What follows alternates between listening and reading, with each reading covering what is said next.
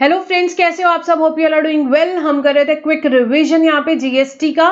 हम अभी इस वीडियो में करेंगे very important chapter input tax credit का रिवीजन।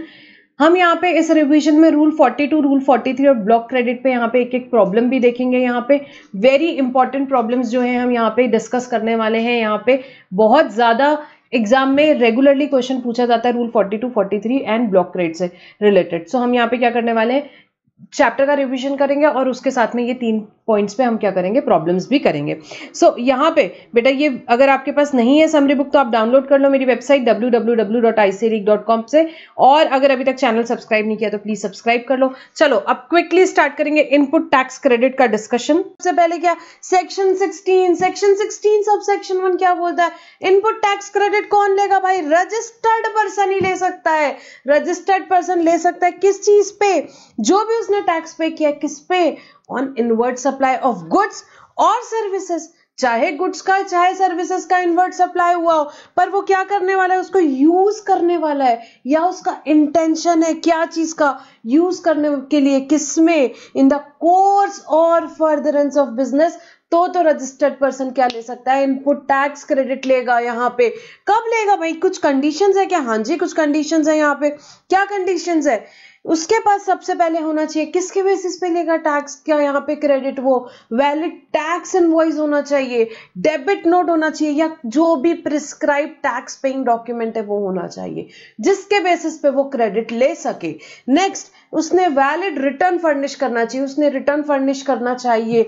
देन जो भी टैक्स है वो एक्चुअली गवर्नमेंट को पे होना चाहिए। यहाँ पे डिटेल्स जो भी वो इनवॉइस या डेबिट नोट है यहाँ पे जो इश्यू कर रहा है, उसे कहाँ पे यहाँ पे उसकी डिटेल्स देनी है, उसके GSTR1 या IFF में, स्टेटमेंट ऑफ आउटवर्ड सप्लाई में उसकी डिटेल्स देनी है। और रिसिपिएंट के वो क्रेडिट क्या नहीं होना चाहिए, रिस्ट्रिक्ट नहीं होना चाहिए। जो भी डिटेल्स इनपुट टैक्स क्रेडिट की दी है यहाँ पे जो रिसिपिएंट को कम्युनिकेट हुई है वो रिस्ट्रिक्ट नहीं होना चाहिए अंडर सेक्शन 38। गुड्स और सर्विसेज एक्चुअली रिसीव होनी चाहिए। ऐसा नहीं कि सिर्फ टैक्स पेइंग डॉक्यूमेंट, सिर्फ टैक्स इनवॉइस के बेसिस पे ले लिया। टैक्स इनवॉइस भी होनी चाहिए, गुड्स या सर्विसेज भी एक्चुअली में रिसीव होना चाहिए। पर यहाँ पे अगर bill to ship to model है हमने देखा, तो उस केस में डीम्ड रिसीट ऑफ गुड्स मान लिया जाएगा और रजिस्टर्ड पर्सन यहाँ पे वो क्या ले सकता है, क्रेडिट ले सकता है। सर्विस के केस में भी अगर सर्विस प्रोवाइड की जा रही किसी और पर्सन को on account of registered person, तो फिर क्या किया जा सकता है, उस केस में भी क्रेडिट लिया जा सकता है। कौन लेगा यहाँ पे? जो यहाँ पे रजिस्टर्ड पर्सन है वो क्या ले सकता है, क्रेडिट ले सकता है। देन अगर आपके गुड्स रिसीव हो रहे लॉट्स में, तब क्रेडिट कब लेंगे भाई? इनपुट टैक्स क्रेडिट कब लेंगे? जब लास्ट लॉट यहाँ पे आता है तब ITC आप ले सकते हैं। बड़े बेसिक प्रोविजंस है इसलिए हम क्विकली जा रहे हैं। डेप्रिसिएशन भाई, टैक्स कंपोनेंट पे डेप्रिसिएशन क्लेम कर लिया तो यहाँ पे क्या ITC मिलेगा? नहीं मिलेगा। टैक्स कंपोनेंट पे अगर आपने डेप्रिसिएशन क्लेम किया है तो ITC नहीं मिलेगा। सीधी सादी बात है, या तो इनकम टैक्स में बेनिफिट ले लो या GST में बेनिफिट ले लो। वैल्यू की बात नहीं हो रही। टैक्स कंपोनेंट पे डेप्रिसिएशन क्लेम करोगे तो ITC नहीं मिलेगा। गुड्स किसी थर्ड पर्सन को दिए गए, किसके डायरेक्शन पे? रजिस्टर्ड पर्सन के डायरेक्शन में। वही हमने बात की थी bill to ship to model के केस में। उस केस में क्या माना जाएगा? रजिस्टर्ड पर्सन ने यहाँ पे क्या किया है, गुड्स रिसीव किए, माना गया था डीम्ड रिसीट ऑफ गुड्स, और ITC बिल्कुल यहाँ रजिस्टर्ड पर्सन ले सकता है। जैसे कि B ने गुड्स परचेज किए पर उसने क्या बोला, भाई शिप टू कर दो C को, तो इस केस में क्रेडिट कौन लेगा? यहाँ पे B लेगा। माना जाएगा कि B ने रिसीव किए हैं गुड्स और क्या किया है, उसे ITC भी किसको मिलेगा? यहाँ पे B को मिलेगा। डीम्ड रिसीट ऑफ गुड्स माना जाएगा। ITC कब तक ले सकते हैं? मैक्सिमम टाइम लिमिट क्या है हमारी ITC लेने की? तो किसी भी साल का ITC आपको लेना है तो आप ले सकते हो 30 नवंबर नेक्स्ट फाइनेंशियल ईयर के 30 नवंबर, या filing of annual return whichever is earlier. Very very important point. So अगर 23-24 ईयर का आपको क्रेडिट लेना है तो आप कब तक ले सकते हो? 30 नवंबर 24 और फर्निशिंग ऑफ एनुअल रिटर्न। सो अगर एनुअल रिटर्न फर्निश किया आपने 15 अगस्त 24 को, सो 30th November 24 और 15th August 24, which ever is earlier 15th August 24, और अगर आपने 15 दिसंबर को फर्निश किया सो 30th November और 15 दिसंबर, whichever is earlier so 30th November।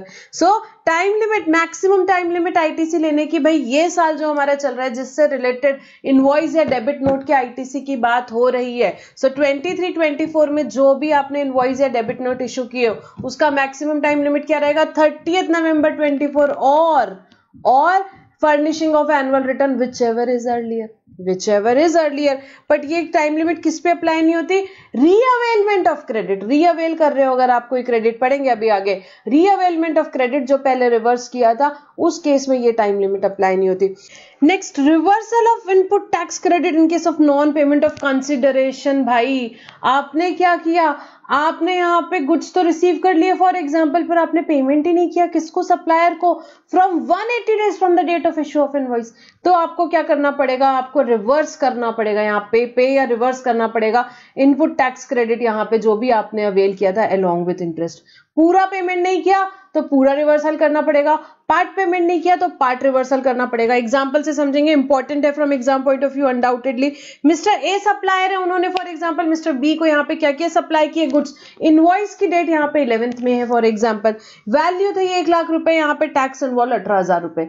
Mister B को भाई गुड्स आ गए, यहाँ पे इनवॉइस आ गई, उन्होंने अवेल कर लिया आईटीसी 18,000 रुपए, पर उन्होंने पेमेंट नहीं किया, पूरा पेमेंट नहीं किया, पार्ट पेमेंट कर दिया जुलाई में, यहाँ पे 60,000 रुपीज प्लस एप्लीकेबल जीएसटी उन्होंने पे कर दिया। बैलेंस पेमेंट 180 डेज हो गए, यहाँ पे 11th में से 180 डेज हो गए, फिर भी उन्होंने क्या नहीं किया, यहाँ बैलेंस पेमेंट नहीं किया 40,000 रुपए का प्लस जीएसटी 7,200 उस पे नहीं पेमेंट किया उन्होंने मिस्टर ए को। तो अब क्या करना पड़ेगा मिस्टर बी को, कुछ नहीं, पे करो या रिवर्स करो। क्या, यहाँ पे जो भी आईटीसी है आपका 7,200 जो आईटीसी आपका है यहाँ पे proportionate involve along with interest आपको क्या करना पड़ेगा, रिवर्स करना पड़ेगा या पे करना पड़ेगा। कि यहाँ पे आपको जीएसटी या 3B में 180 डेज खत्म होने के बाद जो भी 3B आएगा उसमें आपको क्या करना पड़ेगा, पे करना पड़ेगा या रिवर्स करना पड़ेगा। ठीक है, तो यहाँ पे ये बात हुई। क्या इसके कुछ एक्सेप्शंस है? यस, जैसे कि supply under reverse charge obviously not. क्यों? क्योंकि रिवर्स चार्ज में तो पहले पेमेंट करते हो फिर ही आप क्रेडिट लेते हो। Second, deemed supply without consideration, schedule 1 item, value consideration ही नहीं है, क्या पेमेंट करोगे, तो वो भी यहाँ पे 180 डेज वाली एक्सेप्शन में आते हैं। और यहाँ पे additions made to value of supply में एडिशंस मेड किए गए on account of what, supplier की लायबिलिटी थी भाई, सप्लायर की लायबिलिटी थी वो, परंतु इनकर कर दिए रेसिपिएंट ने। तो ये तीनों केसेस में ये 180 डेज का कोई क्राइटेरिया नहीं फॉल होता है। इसके अलावा बाकी केसेस में आपको रेसिपिएंट को 180 days from the date of issue of invoice payment करना है, सप्लायर को नहीं किया तो जितना नहीं किया उतना क्या होगा, आपका प्रोपोर्शनेट आईटीसी आपको यहाँ पे या रिवर्स करना पड़ेगा जीएसटी या 3B में 180 डेज खत्म होने के बाद जो भी 3B आएगा उसमें। ठीक है, so this is very important undoubtedly from exam point of view. Next rule 37A क्या बोलता है, एग्जाम्पल से समझेंगे इसको भी क्विकली। यहाँ पे देखो क्या हुआ, मिस्टर ए सप्लायर है, मिस्टर बी रिसिपिएंट है। नवंबर 23 का एग्जाम्पल लेते हैं हम। यहाँ पे क्या किया, मिस्टर ए ने जीएसटीआर यहाँ पे 1 तो क्या कर दिया, फाइल कर दिया नवंबर 23 का, परंतु जीएसटीआर 3B फाइल नहीं किया। अब रिसिपिएंट मिस्टर बी ने क्या किया, क्रेडिट ले लिया जीएसटीआर यहाँ पे जीएसटीआर 3B में, जीएसटीआर 1 में यहाँ पे सप्लायर ने बताई सप्लाई, जीएसटीआर 3B में क्रेडिट ले लिया मिस्टर बी ने, 10,000 रुपीज का इन्वॉल्व था फॉर एग्जांपल, पर मिस्टर बी ने जीएसटीआर 3B तो यहाँ पे सबमिट ही नहीं किया। भाई गवर्नमेंट को पेमेंट कैसे होता है, जीएसटीआर 3B से ही तो होता है, नहीं हुआ। ओके, यहाँ पे साल खत्म हो गया 23-24, उसके बाद 30th सितंबर 24 भी आ गया। अपना जो साल है वो खत्म होने के बाद जो भी 30th सितंबर आता है, तो अपने एग्जाम्पल में कब आएगा, 23-24 का एग्जाम्पल है हमारा नवंबर 23 का, 30th सितंबर 24 तक के भी जीएसटीआर 3B फाइल नहीं किया। तो भाई रिसिपिएंट आप क्या करें, रिवर्स कर देवे, आईटीसी आपको भी टाइम देते हैं। 30 नवंबर, साल खत्म होने के बाद जो 30 नवंबर आता है अपने एग्जाम्पल में, 30 नवंबर 24 तक ये 10,000 रुपए आपने क्या करना है, रिवर्स कर देना है। अब जाके आपका सप्लायर कभी आगे जीएसटीआर 3B फाइल करता है फॉर एग्जाम्पल दिसंबर 24 में, तो क्या आप रीअवेल कर सकते हैं क्रेडिट? बिल्कुल क्रेडिट रीअवेल कर सकते हैं, तो सीधी सारी बात है, सप्लायर ने जीएसटीआर 1 यहाँ पे सबमिट किया था, आईएफएफ जीएसटीआर 1 यहाँ पे क्या किया था, सबमिट किया था, परंतु उसने क्या नहीं यहाँ पे सबमिट किया, जीएसटीआर 3B सबमिट नहीं किया। रिसिपिएंट ने क्रेडिट ले लिया था, यहाँ पे 30 सितंबर भी आ गया, सप्लायर ने सबमिट नहीं किया, तो यहाँ पे रिसिपिएंट को 30 नवंबर तक क्या करना पड़ेगा, यहाँ पे रिवर्स करना पड़ेगा क्रेडिट, रिवर्स करने पड़ेगा क्रेडिट। फ्यूचर में यहाँ पे कभी भी अगर क्या किया है, यहाँ पे सप्लायर ने जीएसटी एंट्री भी फर्निश कर दिया है, तो रिसिपिएंट क्या कर सकता है, रीअवेल कर सकता है क्रेडिट, रीअवेल कर सकता है क्रेडिट यहाँ पे। ठीक है, सो ये बात हुई हमारी। आगे बढ़ेंगे, अब नेक्स्ट पढ़ेंगे क्या, सेक्शन 17 क्या बताता है, apportionment of credit, apportionment of credit and block credit की बात करेंगे। ठीक है, सबसे पहले अपॉर्शनमेंट ऑफ क्रेडिट देखते हैं। क्या यहाँ पे बड़ी सिंपल सी बात है, यहाँ पे देखो, अगर आपके गुड्स या सर्विसेज आप यूज कर रहे हो पार्टली बिजनेस के लिए, पार्टली अदर, पार्टली बिजनेस के लिए, पार्टली नॉन बिजनेस के लिए, या आप क्या कर रहे हो, आपकी गुड्स या सर्विसेज आप यूज कर रहे हो किस चीज के लिए, यहाँ पे टैक्सेबल इंक्लूडिंग जीरो रेटेड के लिए एंड एग्जाम के लिए, टैक्सेबल इंक्लूडिंग जीरो रेटेड और एग्जाम के लिए। तो भाई क्रेडिट किसका मिलेगा, जो आपको क्रेडिट मिलेगा अगर आप बिजनेस और नॉन बिजनेस के लिए कर रहे हो, तो लॉजिकली सोचो, जो बिजनेस के लिए एट्रीब्यूटेबल है सिर्फ उसी का आईटीसी मिलेगा, जो बिजनेस के लिए एट्रीब्यूटेबल है उसी का आईटीसी मिलेगा। और यहाँ पे जो एट्रीब्यूटेबल है, यहाँ पे अगर आप टैक्सेबल और एग्जाम के लिए कर रहे हो, तो जो टैक्सेबल के लिए एट्रीब्यूटेबल है वो उसी का मिलेगा, उसी का मिलेगा। ठीक है, तो अब इसको कैलकुलेट कैसे करना हम देखेंगे। हमने पढ़ा था, आपको याद है, रूल 42, रूल 43।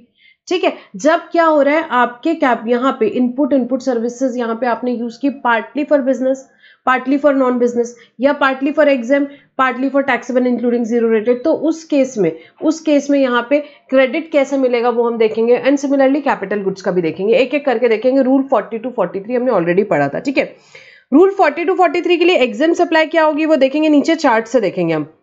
सबसे पहले रूल 42 देखेंगे, एक चार्ट से ही हमने पढ़ा था, इसमें बहुत सारे प्रॉब्लम सॉल्व किए थे। इंपॉर्टेंट इस चैप्टर से ब्लॉक क्रेडिट, रूल 42, रूल 43, इन तीनों में से क्वेश्चंस रेगुलरली एग्जाम में आते हैं। सबसे पहले रूल 42 देखेंगे। रूल 42 क्या बताता है कि भाई अपॉर्शनमेंट ऑफ कॉमन क्रेडिट की बात करता है।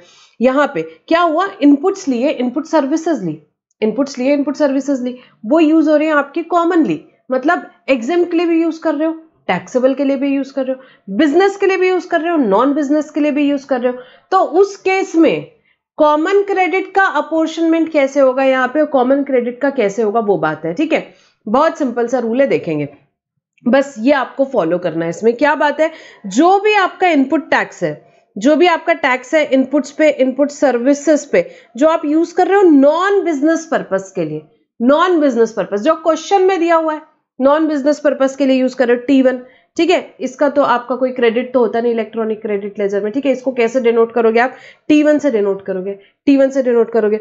उसके बाद T2 क्या है, जो एग्जाम के लिए यूज कर रहे हैं, जो इनपुट टैक्स लगा है इनपुट्स पे, इनपुट सर्विसेज पे, जो हम यूज कर रहे हैं एग्जाम सप्लाई के लिए, एग्जाम सप्लाई के लिए, उसको T2 से डिनोट करेंगे।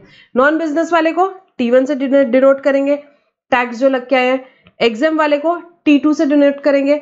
ब्लॉक क्रेडिट, जिसका क्रेडिट ब्लॉक्ड है, जिसका क्रेडिट ब्लॉक्ड है, उसको T3 से डिनोट करेंगे, T3 से डिनोट करेंगे। उसके बाद में क्या हो गया, आपका रिमेनिंग आईटीसी आ गया, रिमेनिंग इनपुट टैक्स क्रेडिट आ गया, आपका जो इलेक्ट्रॉनिक क्रेडिट लेजर में जा रहा है, इलेक्ट्रॉनिक क्रेडिट लेजर में जाएगा। क्या है वो, T माइनस, मतलब टोटल इनपुट टैक्स को माइनस कर दोगे आप, ये तीनों चीजें। ठीक है, ये टोटल इनपुट टैक्स को एग्जाम में ऐसे ही करना है, यही डिनोटेशन देना है। टोटल इनपुट टैक्स में से माइनस कर देंगे T1 plus T2 plus T3, मतलब एग्जाम वाला, नॉन बिजनेस वाला, ब्लॉक वाला। सिंपल लॉजिकल बात है, ये तीनों क्रेडिट्स जो है क्या होंगे, आप इनको माइनस कर दोगे तो आप C1 पे आ जाओगे। What is C1? C1 है मतलब कि जो क्रेडिट अब बचा है, जो इलेक्ट्रॉनिक क्रेडिट लेजर में जाएगा, जो इलेक्ट्रॉनिक क्रेडिट लेजर में जाएगा। इसके दो चीजें हैं इसमें, आप खुद ही सोचो क्या है इसमें। एक तो वो है जो आपका क्या है, जो क्रेडिट आपका taxable supply including zero rated supplies के लिए, उसका आपको क्रेडिट मिलता है। भाई जीरो रेटेड सप्लाईज के लिए जो भी आप यहाँ पे इनपुट सर्विसेज लेते हो उसका क्रेडिट मिलता है। Taxable supply including zero rated supplies के लिए आपको क्या मिलता है, क्रेडिट मिलता है। उसको कैसे डिनोट कर रहे हैं हम, T4 से। उसको कैसे डिनोट करा हमने, T4 से। ठीक है, T4, इसका क्रेडिट मिलेगा, ये इलेक्ट्रॉनिक क्रेडिट लेजर में जाएगा। और बाकी क्या है, कॉमन क्रेडिट है, बाकी जो बचा कॉमन क्रेडिट है। तो यहाँ पे क्या करेंगे हम, यहाँ पे ये देखो C1 आया था आपका लास्ट स्टेप में, C1 आया था आपके लास्ट स्टेप में। C1 में से आप क्या कर दोगे, C1 में से आपने T4 को माइनस कर दिया, मतलब taxable including zero rated, taxable including zero rated को माइनस कर दिया, तो हम किस पे आ गए, C2 पे आ गए, मतलब कॉमन क्रेडिट पे आ गए, कॉमन क्रेडिट पे आ गए। बस इतनी बात थी, इसके आगे तो बहुत सिंपल है। क्या क्या किया, की हमने दो ही चीजें मैम। सबसे पहले कौन सा क्रेडिट इलेक्ट्रॉनिक क्रेडिट लेजर में जाएगा, इनपुट सर्विसेज के केस में बात करें, कौन सा क्रेडिट इलेक्ट्रॉनिक क्रेडिट लेजर में जाएगा, तो टोटल क्रेडिट में से माइनस कर देंगे जो नॉन बिजनेस के लिए है, जो एग्जेम्प्ट के लिए है और जो ब्लॉक क्रेडिट है उसको माइनस कर दिया, तो बाकी का क्रेडिट इलेक्ट्रॉनिक क्रेडिट लेजर में जाएगा। पहले तो जाएगा, उसमें क्या क्या पार्ट है, दो पार्ट है मैम। फर्स्ट पार्ट है जो टैक्सेबल इंक्लूडिंग जीरो रेटेड है वो जाएगा, दूसरा पार्ट है उसमें कॉमन क्रेडिट का वो जाएगा। ये दो चीजें इलेक्ट्रॉनिक क्रेडिट लेजर में जाएगी। ये बात हो गई खत्म, ठीक है। टैक्सेबल इंक्लूडिंग जीरो रेटेड का कुछ नहीं करना है, T4 तो मिलेगा ही, कोई दिक्कत ही नहीं है इसमें। और C2 को भी एक बार जो कॉमन क्रेडिट है उसको भी इलेक्ट्रॉनिक क्रेडिट लेजर में डाल दिया, ठीक है। कॉमन क्रेडिट को कैसे डिनोट कर रहे हैं, C2 से। बस अब क्या करना है, C2 को exempt divided by total turnover से निकाल लिया, तो आपका आ गया क्या, यहाँ पे D1 आ गया, मतलब जो क्रेडिट एट्रीब्यूटेबल है टुवर्ड्स एग्जेम्प्ट सप्लाई। अपोर्शन क्या है, कुछ भी नहीं, कॉमन क्रेडिट को E डिवाइडेड बाय F कर दिया, E इज व्हाट, यहाँ पे E बड़ी सिंपल सी बात है, एग्जेम्प्ट, F आ गया total turnover, exempt divided by total turnover कर दिया, क्या आ गया भाई, इनएलिजिबल क्रेडिट आ गया। क्या होगा, ये रिवर्स करेगा यहाँ पे रजिस्टर्ड पर्सन किसमें, GSTR 3B में, GSTR 3B में उसने रिवर्स कर देना। इनएलिजिबल क्रेडिट है जो एग्जाम के टुवर्ड्स है, इसको कैसे डिनोट करते हैं, D1 जैसे डिनोट करते हैं, D1 के जैसे डिनोट करते हैं। और उसके बाद में नॉन बिजनेस के लिए जो है उसको कैसे डिनोट करोगे आप, यहाँ पे D2 जैसे 5% ऑफ C2। नॉन बिजनेस के लिए सिंपल बोल दिया, जो कॉमन क्रेडिट है उसका 5% निकाल दो, खत्म, वो इनएलिजिबल क्रेडिट है। ये भी रिवर्स कर लेगा रजिस्टर्ड पर्सन किसमें, GSTR 3B में। GSTR 3B में क्या कर देगा, रिवर्स कर देगा। तो D1 प्लस D2 उसका क्या है, इनएलिजिबल क्रेडिट है जो उसको रिवर्स करना है, कहाँ पे, यहाँ पे उसको रिवर्स करना है GSTR 3B में। बाकी का जो क्रेडिट बचा, रिमेनिंग कॉमन क्रेडिट जो है वो क्या हो गया, यहाँ पे ये उसका एलिजिबल क्रेडिट है, जो कॉमन क्रेडिट था उसमें से D1 D2 माइनस कर दिया, क्या हो गया, वो उसका एलिजिबल क्रेडिट है। तो क्वेश्चन में आपसे पूछा एलिजिबल क्रेडिट कितना है, तो D1 plus D2 ineligible credit है, दैट्स इट, और कुछ भी नहीं करना है, ठीक है। और ये जो हम कैलकुलेट करते हैं D1 D2 C3, यहाँ पे ये किसके लिए कैलकुलेट की, जो रिमेनिंग कॉमन क्रेडिट है इसको C3 बोलते हैं। इसको कैसे कैलकुलेट करना है आपको, CGST का अलग, SGST का अलग, IGST UTGST सबका अलग अलग कैलकुलेट करना रहेगा। अच्छा, पहले तो ये एक्टिविटी हर महीने करेंगे हम, हर महीने D1 D2 का कंप्यूट करेंगे यहाँ पे, और हर महीने का टर्नओवर लेकर के, और फिर क्या होगा, ये हम हर महीने यहाँ पे रिवर्स करते चलेंगे 3B में। उसके बाद जब पूरा साल खत्म हो जाएगा उस टाइम पूरे साल का एग्जाम टर्नओवर, टोटल टर्नओवर लेना है, और क्या करना है, हमने पूरे साल का कैलकुलेट कर दिया। अब जो हमने ऑलरेडी रिवर्स किया अमाउंट, जो हमने अमाउंट कर लिया वो क्या था भाई, जो हमने ऑलरेडी रिवर्स किया अमाउंट, फॉर एग्जांपल 1 लाख का था, 1 लाख का था जो हमें ऑलरेडी हर महीने एक्टिविटी करके रिवर्स कर दिया। बट जब साल भर का एग्जाम टर्नओवर और टोटल टर्नओवर लेके देखा तो पता चला 1.5 लाख रिवर्स करना चाहिए था। तो क्या करना है, 50,000 और रिवर्स कर दो, 50,000 और रिवर्स कर दो, और आपको इंटरेस्ट भी पे करना पड़ेगा, कितना, 18% यहाँ पे के रेट से आपको इंटरेस्ट पे करना पड़ेगा। कब से, साल खत्म होने के बाद जो 1 अप्रैल आएगा वहां से लेके till the date of payment. और ये जो पूरी एक्टिविटी करनी है आपको, जो साल भर का कैलकुलेट करना है, ये आपको कब तक के कर देना है, ये आपको भाई सितंबर तक के कर देना है, ठीक है। सितंबर के रिटर्न तक के आपको ये एक्टिविटी कर देना है, अब उल्टा भी तो हो सकता है, फॉर एग्जाम्पल हमने जो अमाउंट रिवर्स किया वो 2 लाख का है, बट हमको एक्चुअली रिवर्स कितना करना चाहिए था, 1.5 लाख करना था। तो बाकी का जो 50,000 है वो आप क्या कर लोगे, वो आप उसको क्लेम कर लोगे एज क्रेडिट किसी भी महीने में till September of the succeeding year, बस दैट्स इट, इतनी सी बात है। सो रूल 42 अनडाउटेडली एग्जाम के हिसाब से इंपॉर्टेंट है। अभी ये देखो, इसमें जो एग्जाम सप्लाई बोल रहे हैं, रूल 42 में भी रूल 43 में भी। एग्जाम सप्लाई मतलब क्या, पूरे एक्ट के लिए एग्जाम सप्लाई मतलब सिर्फ इतना होता है, बट रूल 42-43 के लिए एग्जाम सप्लाई में कुछ इंक्लूड भी करना होता है और कुछ चीजें यहाँ पे एक्सक्लूड करना होता है, नहीं लेना होता है एग्जाम सप्लाई में, वो देखेंगे। सो पूरे एक्ट के लिए एग्जाम सप्लाई क्या है भाई, सिंपल बात है मैम, निल rated supply, wholly exempt supply, non taxable supply. Exempt supply का रेफरेंस जहां भी आए 3 चीजें लेनी, क्या, निल rated supply, wholly exempt supply, non taxable supply. Exempt supply means यही होता है पूरे एक्ट के लिए, but for the purpose of rule 42 and 43 exempt supply में क्या क्या आएगा, 4 चीजें और इंक्लूड होती है, क्या चीजें इंक्लूड होती है, सप्लाई अंडर आरसीएम। भाई आपने कुछ सप्लाई किया जिसपे क्या होता है, रिसिपिएंट को टैक्स पे करना होता है अंडर आरसीएम, वो आपकी एग्जाम सप्लाई में आएगा, पहला। दूसरा, ट्रांजैक्शन इन सिक्योरिटीज, सिक्योरिटीज में कोई ट्रांजैक्शन किया वो आपकी एग्जाम सप्लाई में ऐड होगी, ठीक है। एग्जाम सप्लाई का कैलकुलेशन करोगे उसमें क्या क्या ऐड होगा वो बात हो रही है, वो ऐड होगा और उसका वैल्यू क्या लोगे 1% of sale value of such securities, ठीक है। अब क्वेश्चन में आपको दिया है परचेज वैल्यू सेल वैल्यू, आपको क्या करना है सिंपल उठाना है, पिकअप करना है अपने को सेल वैल्यू ऑफ सिक्योरिटी, उसका 1% आपका हो जाएगा ट्रांजैक्शन वैल्यू ऑफ सिक्योरिटी, ये आपके एग्जाम सप्लाई में ऐड हो जाएगा। उसके बाद sale of land, sale of land आपका एग्जाम सप्लाई में ऐड हो जाएगा। Building where consideration is received after completion certificate, building के केस में जो भी आफ्टर कंप्लीशन सर्टिफिकेट कंसिडरेशन मिलता है वो आपके एग्जाम सप्लाई में ऐड हो जाएगा। अच्छा, अब इसके लिए वैल्यू क्या लेंगे, जो वैल्यू अडॉप्ट की गई है for the purpose of paying stamp duty, for the purpose of paying stamp duty, ठीक है। वहां पे आपको कुछ और सेल कंसिडरेशन वगैरह दिया है तो वो नहीं लेना है, यहाँ एग्जाम सप्लाई के लिए क्या लेना है वैल्यू इसकी, जो वैल्यू अडॉप्ट की गई है for the purpose of paying stamp duty वो वैल्यू आप ले लोगे, ठीक है। उसके बाद में supply of warehouse goods before clearance for home consumption, question में दिया है अगर warehouse goods before clearance for home consumption तो उसको भी आपको क्या करना है, आप उसको एग्जाम सप्लाई में ले लोगे, एग्जाम सप्लाई में ले लोगे 42 43 दोनों के लिए। और उसके लिए वैल्यू क्या लोगे, जो आपको वैल्यू दी हुई है, जो भी ड्यूटी फ्री शॉप पे वैल्यू है at arrival terminal at international airport, जो भी ड्यूटी फ्री शॉप पे है at arrival terminal at international airport, वो वैल्यू ले लोगे आप किसकी, वेयर हाउस गुड्स की, वेयर हाउस गुड्स के before clearance for home consumption वाले, ठीक है। सो एग्जाम सप्लाई में क्या है, ये 4 आइटम्स आते हैं, ये 4 आइटम्स आते हैं, कौन कौन से, सप्लाई अंडर आरसीएम, ये 3 चीजें तो है ही एग्जाम सप्लाई, ये निल रेटेड होली एग्जाम तो नॉन टैक्सेबल तो है ही एग्जाम सप्लाई में।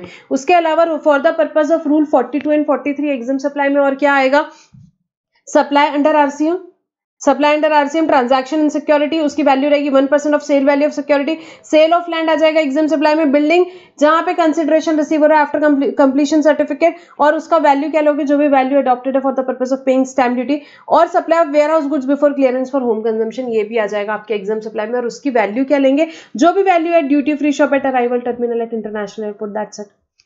अब एग्जाम सप्लाई में क्या नहीं आएगा, क्या नहीं आएगा भाई, क्या एक्सक्लूड करना है, ठीक है। Services by way of accepting deposit loan advances consideration जो रिप्रेजेंट हो रही है इंटरेस्ट या डिस्काउंट से by a person other than banking company financial institute, ये आपके एग्जाम सप्लाई में नहीं आएगा। Value of duty credit script आपके एग्जाम सप्लाई में नहीं आएगा, value of duty credit script. और क्या नहीं आएगा, activities specified in schedule 3, schedule 3 की सारी एक्टिविटीज एक्सेप्ट ये दोनों ऑलरेडी हमने देखा ऊपर एग्जाम सप्लाई में ली हुई है, बाकी शेड्यूल 3 की एक्टिविटीज आपके एग्जाम सप्लाई में नहीं आएगी, एग्जाम सप्लाई के कैलकुलेशन में नहीं लेना है, दी हुई है बाकी शेड्यूल 3 की एक्टिविटीज अगर तो कौन सी दो लेंगे, सेल ऑफ लैंड और building where consideration received after completion certificate, और एक शेड्यूल 3 की जो एक्टिविटी है supply of warehouse goods before clearance for home consumption, ये 2 ही एग्जाम सप्लाई में यहाँ पे आ रही है, 2 ही एग्जाम सप्लाई में आ रही है, बाकी एक्टिविटीज नहीं आ रही है। सो इन शॉर्ट 1 सेकेंड में देखेंगे, एग्जाम सप्लाई कैलकुलेशन इंपॉर्टेंट है भाई, यहाँ पे क्वेश्चन में आता ही है। एग्जाम सप्लाई में क्या क्या आएगा, निल rated supply, wholly exempt supply, non taxable supply. उसके बाद में उसको अपने को और क्या इंक्लूड करना है, supply on which taxes payable under RCM, transaction in securities, उसकी वैल्यू क्या रहेगी 1% of value, 1% of sale value of the securities. उसके बाद सेल ऑफ लैंड आपके एग्जाम सप्लाई में आएगा, sale of building where consideration received after completion certificate, इसकी value क्या रहेगी, जो भी वैल्यू अडॉप्ट की गई है for the purpose of paying stamp duty. और उसके अलावा supply of warehouse goods before clearance for home consumption, ये भी आपके एग्जाम सप्लाई में आ जाएगा, और इसमें वैल्यू क्या ले जाएगी, जो भी वैल्यू है duty free shop at arrival terminal, at duty free shop at arrival terminal, ठीक है। ये यहाँ पे ऐड किया गया, अमेंडमेंट भी है ये। उसके अलावा आपको क्या क्या नहीं लेना है एग्जाम सप्लाई में, जो भी सर्विस है किस चीज की, जो भी इंटरेस्ट डिस्काउंट आपको दिया रहेगा by person other than banking company financial institute, वो नहीं लेना है आपको। Value of duty credit script नहीं लेना है, और जो भी एक्टिविटी शेड्यूल 3 की है वो नहीं लेनी है, एक्सेप्ट ये दो, ठीक है। ये सिंपल है, क्या है ये, for the purpose of rule 42 43 exempt supply क्या है उसके हमने यहाँ पे देख लिया, बहुत अच्छे तरीके से चार्ट से समझ लिया, ठीक है। कैलकुलेशन के लिए यही चार्ट हमारे काम आएगा। अब चलो अब फटाफट क्या करते हैं ना, हम यहाँ पे एक रूल 42 पे क्वेश्चन बैंक से क्वेश्चन करते हैं, पेज नंबर 8.55 पे आओ, ठीक है। क्वेश्चन बैंक में, मेरे क्वेश्चन बैंक में ही है। सो बेटा क्वेश्चन बैंक में यहाँ पे हम स्टार्ट करेंगे, क्वेश्चन नंबर 11 दिया हुआ है रूल 42 पे, देखेंगे बहुत इंपॉर्टेंट क्वेश्चन है, ऐसा क्वेश्चन एग्जाम में बहुत आते हैं। Mister Rajesh Surana has proprietorship firm in the name of Surana and sons in Jaipur, ठीक है। फर्म रजिस्टर्ड है जीएसटी में, राजस्थान में, आपको बता दिया। 3 टैक्सेबल प्रोडक्ट में यहाँ पे डील कर रही, MNO 3 टैक्सेबल प्रोडक्ट है।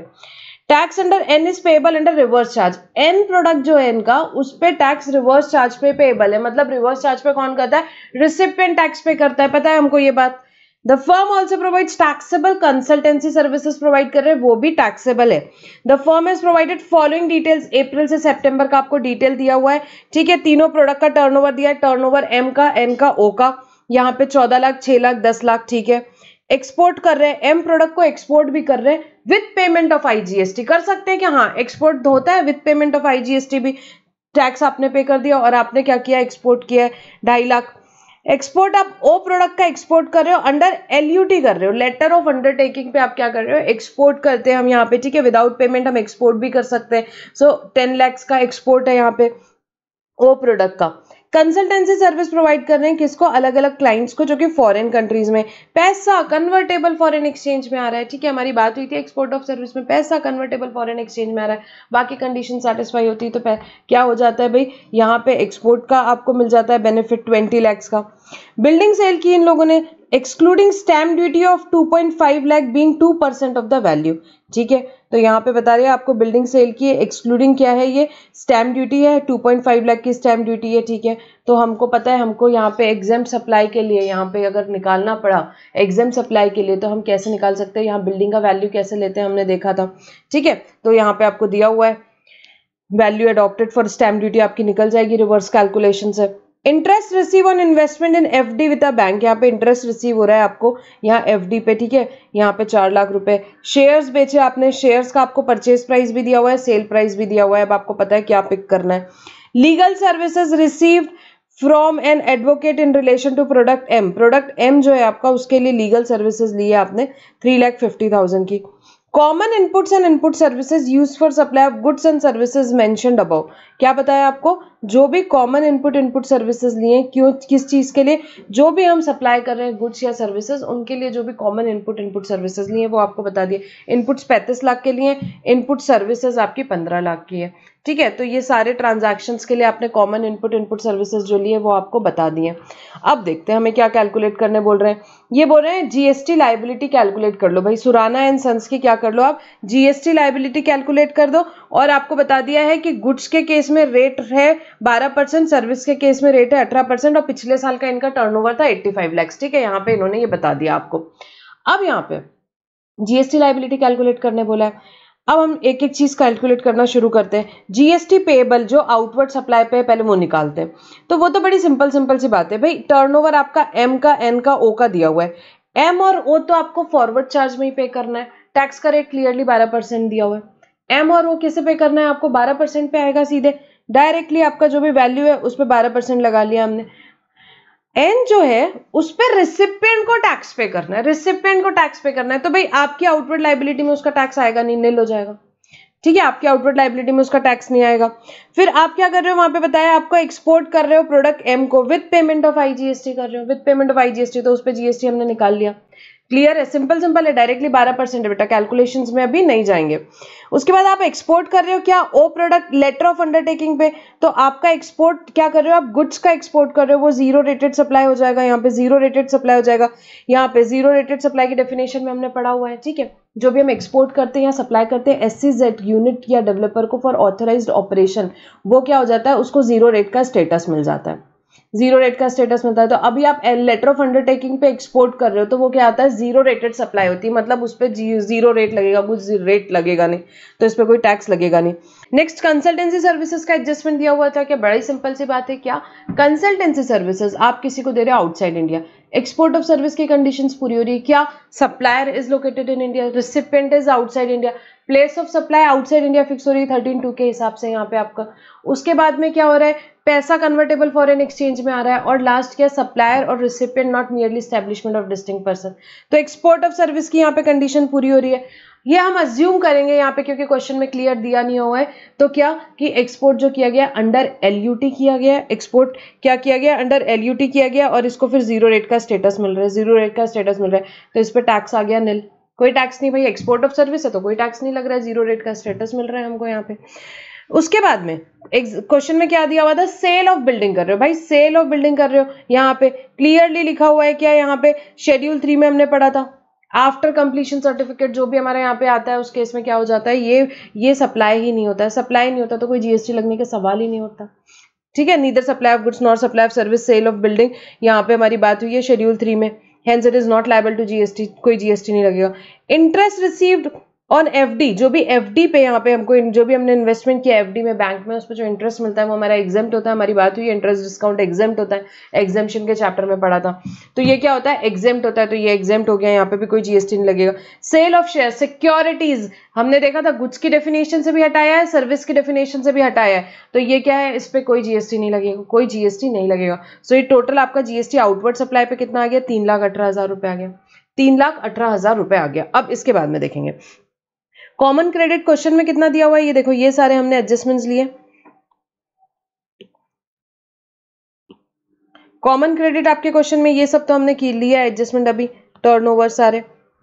अभी देखते हैं इसको एग्जाम सप्लाई में भी कैसे लेना है। कॉमन क्रेडिट कितना दिया हुआ है आपको यहाँ पे, on input service, common inputs and input services जो आपने यूज की, इनपुट एंड इनपुट सर्विसेज दी हुई है, आपने 50 लाख की यूज की, 35 लाख के इनपुट्स, 15 लाख की इनपुट सर्विसेज, ठीक है, और उस पर रेट भी दिया हुआ है आपको, तो आप सिंपल से कैलकुलेट कर दोगे। कॉमन क्रेडिट यहाँ पे देखेंगे, ये देखो वर्किंग नोट 3 पे आओ, computation of ITC available in electronic credit laser, वो सबसे पहले कैलकुलेट करते हैं। कॉमन क्रेडिट इनपुट्स पे 35 लाख पे 12% और इनपुट सर्विसेज पे 15 लाख पे 18%, तो 6,90,000 रुपीज आ गया। 6,90,000 आपका क्या है, कॉमन इनपुट्स है, और कॉमन क्रेडिट है इनपुट और इनपुट सर्विसेज पे, इनपुट और इनपुट सर्विसेज पे। अब यहाँ पे लीगल सर्विसेज जो हमने यहाँ पे ली थी, जो मैन्युफैक्चर ऑफ प्रोडक्ट एम के लिए लीगल सर्विसेज ली है, ये देखो 3,50,000 की हमने लीगल सर्विसेज लिए। 3,50,000 का 18% निकालोगे तो आ जाएगा 63,000, ठीक है। सो ये क्या करना है भाई, ये आप पे भी करोगे और आपको क्या करना है, आप इसका क्रेडिट भी ले सकते हो, उसके बाद आप इसका क्रेडिट भी ले सकते हो, ठीक है। तो 7,53,000 का आप क्रेडिट ले सकते हो। अब आईटीसी क्या रिवर्स होगा रूल 42 के हिसाब से, वो देखते हैं। ये देखो इसमें आएंगे, वर्किंग नोट 2 पे आओ।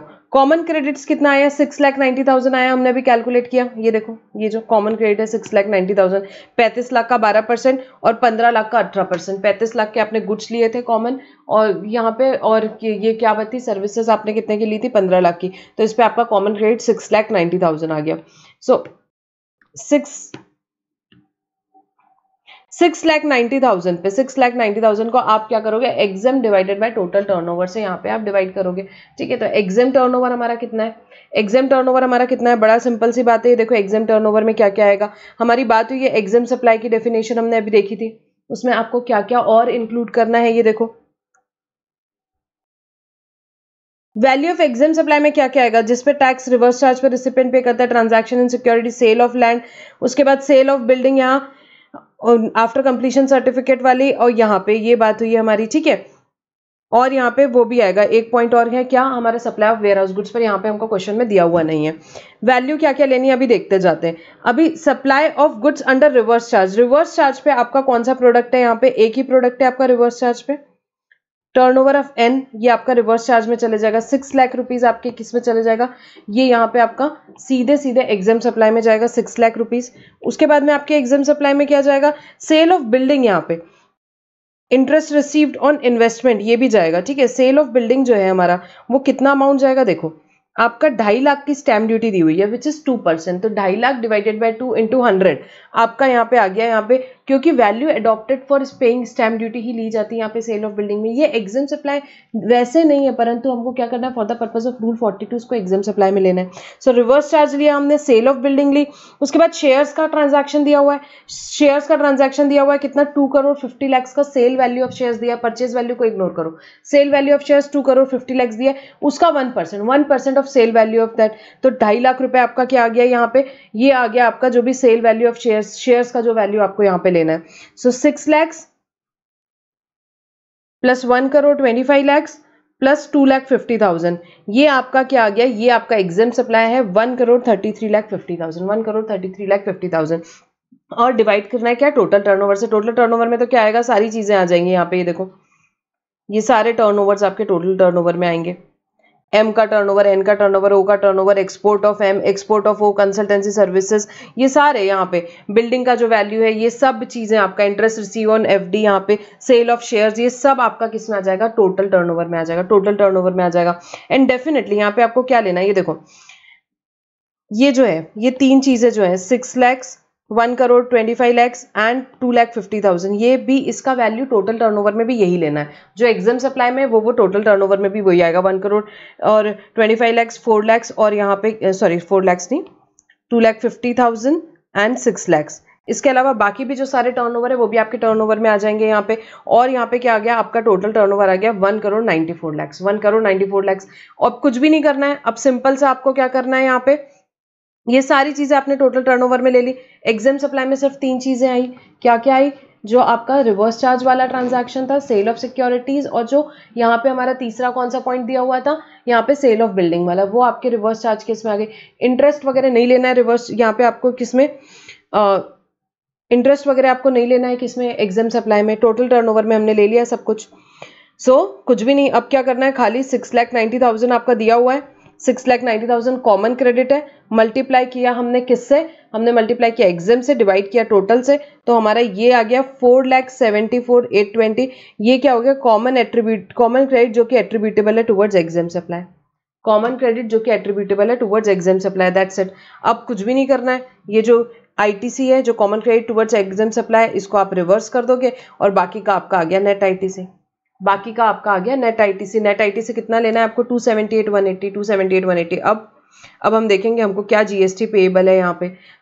ये जो हमने फर्स्ट वर्किंग की थी, कंप्यूटेशन ऑफ आउटवर्ड सप्लाई, ये हमारा आउटवर्ड सप्लाई आ गया था 3,18,000, 3,18,000 हमारा आउटवर्ड सप्लाई। उसके बाद हमको रिवर्स चार्ज पे जो टैक्स है वो भी पेएबल है, ठीक है, वो भी पेएबल है, इसमें से माइनस कर देंगे, टोटल आपका जीएसटी पेएबल आ गया, टोटल जीएसटी पेएबल आ गया। उसमें से आईटीसी जो है हमने माइनस कर दिया 278,180, 278,180 आईटीसी की वर्किंग हमने अभी की, तो हम आ गए 1,02,820 पे, जिसमें से 63,000 रुपीज तो आपको कैसे पे करना पड़ेगा, रिवर्स चार्ज का पैसा हमेशा कैश में पे करना होता है, वो करेंगे। बाकी का 39,820 हम क्या कर सकते हैं, इलेक्ट्रॉनिक क्रेडिट लेजर का यूटिलाइजेशन कर सकते हैं, इलेक्ट्रॉनिक क्रेडिट लेजर का यूटिलाइजेशन कर सकते हैं। तो ये ऐसा क्वेश्चन बेटा एग्जाम में बहुत बार आते हैं, तो हमको बहुत अच्छे से सॉल्व करने हैं, इसमें बहुत सारे कंसेप्ट आपके कवर हो गए। ये देखो एग्जाम सप्लाई का कैलकुलेशन कैसे करना है, टोटल टर्नओवर का कैलकुलेशन कैसे करना है, बाकी ये भी बहुत अच्छे से याद रखना है। इसमें देखो एक एक चीजें कवर हुई, आपको बिल्डिंग की वैल्यू क्या लेनी है 1%, यहाँ पे जो भी value adopted for stamp duty वो ली, देखो यहाँ 2.5 लाख की स्टैम्प ड्यूटी दी थी, डिवाइडेड बाय 2 × 100 कर दिया था हमने, ठीक है। तो ये बिल्कुल ध्यान रखना है। ये शेयर्स के केस में सेल वैल्यू भी दी है, परचेज वैल्यू भी दी है, कंफ्यूज नहीं होना है। एग्जाम में क्या लेना है, सेल वैल्यू ऑफ शेयर्स लेना है, सेल वैल्यू ऑफ शेयर्स लेना है। और टर्नओवर में हमने क्या लिया, टर्नओवर में टोटल टर्नओवर में हमारे सारे टर्नओवर्स आ गए, ठीक है। ऐसे ही क्वेश्चंस है यहाँ पे, देखो एक क्वेश्चन नंबर 9 भी है, वो भी बहुत बढ़िया है, वो भी आप क्या कर सकते हो, एक बार देख सकते हो। यहाँ पे क्वेश्चन होता है बेटा, अल्टीमेटली इंपॉर्टेंट क्या, कंसेप्ट हमारे क्लियर होना चाहिए। कंसेप्ट हमारे क्लियर है तो हम कैसा भी क्वेश्चन क्लास में एग्जाम में सॉल्व कर सकते हैं, ठीक है। यहाँ पे ये होता है। अब आगे आएंगे, रूल नंबर 43 देखेंगे।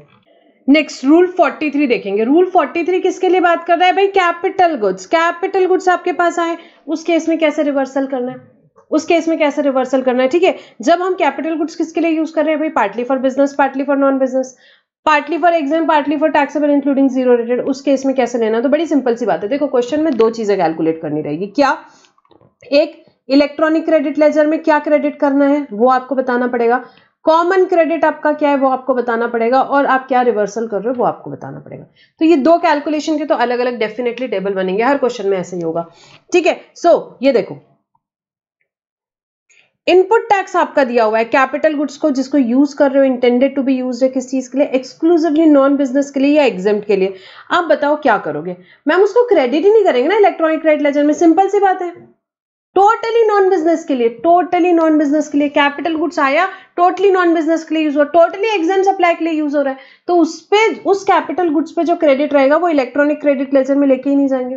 कॉमन क्रेडिट का तो सवाल ही नहीं हुआ था, वो इलेक्ट्रॉनिक क्रेडिट लेजर में भी नहीं जाएगा, उसका क्रेडिट ही नहीं लेंगे, खत्म हो गई बात। काई की रिवर्सल की बात, क्रेडिट ही नहीं ले रहे, ठीक है। फिर input tax on capital goods used और intended to be used exclusively for taxable including zero rated supply. Taxable including zero rated supply का यहाँ पे आपको दिया हुआ है क्वेश्चन में।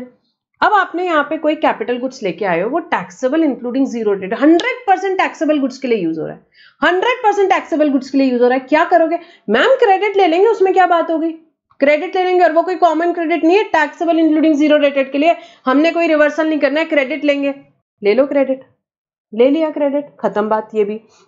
अब आया input tax on capital goods not covered under A and be above.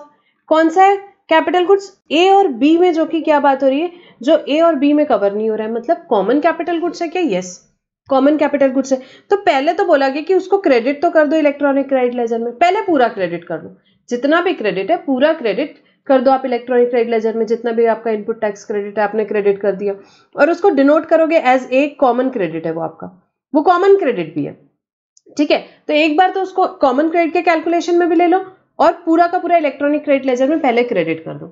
फिर रिवर्स क्या करना है देखते हैं, पहले इलेक्ट्रॉनिक क्रेडिट लेजर में क्रेडिट कर दिया आपने, ठीक है। सो capital goods which are used or intended to be used commonly for making taxable as well as exempt supply business and non business purpose के लिए जो यूज कर रहा है ये वो है, ठीक है, जो कॉमन कैपिटल गुड्स है। जो कॉमन कैपिटल गुड्स है यूजफुल लाइफ क्या माननी है उनकी? 5 years from the date of invoice, invoice की डेट से उसकी 5 year यूजफुल लाइफ है। 5 year मतलब हर साल में कितने महीने? 12 महीने, मतलब 60 months की यूजफुल लाइफ है आपके कैपिटल गुड्स की। यहाँ पे आपकी कैपिटल गुड्स की यूजफुल लाइफ कितनी हो गई? 60 months की आपकी यूजफुल लाइफ है, ठीक है। तो जो कॉमन कैपिटल गुड्स होते हैं वो इलेक्ट्रॉनिक क्रेडिट लेजर में भी क्रेडिट करना है, कॉमन क्रेडिट के कैलकुलेशन में भी उसको लेके जाना है, कॉमन क्रेडिट के कैलकुलेशन में भी उसको लेके जाना है, ठीक है। इसके बाद में अब क्या हुआ, आपका कोई कैपिटल गुड्स है वो पहले नॉन बिजनेस के लिए था, पहले नॉन बिजनेस के लिए था, अब क्या हो गया, वो नॉन बिजनेस से यहाँ पे नॉन बिजनेस के लिए या एग्जाम सप्लाई के लिए था, अब आपने उसको क्या कर लिया, टैक्सेबल के लिए भी यूज करना शुरू कर दिया, कॉमन कैपिटल गुड बन गया, वो कॉमन कैपिटल गुड बन गया। तो पहले जब वो नॉन बिजनेस के लिए था या एग्जाम के लिए था, पहले जब वो नॉन बिजनेस के लिए था या एग्जाम के लिए था, क्या आपने उससे related credit electronic credit ledger में क्रेडिट किया होगा? नहीं मैम, नहीं किया होगा, नहीं किया होगा। अब कॉमन बन गया तो अब क्या करो, पहले तो इलेक्ट्रॉनिक क्रेडिट लेजर में क्रेडिट कर दो पूरा अमाउंट आईटीसी ले लो और उसको कॉमन कैलकुलेशन में भी लो। ये दो अलग अलग टेबल पे कैलकुलेशन चल रहे हैं, ठीक है, अपने को कहाँ क्या लेना है, तो उसको इलेक्ट्रॉनिक क्रेडिट लेजर में भी ले लेंगे और क्या कर लेंगे, कॉमन कैपिटल यहाँ पे कॉमन क्रेडिट के कैलकुलेशन में भी ले लो।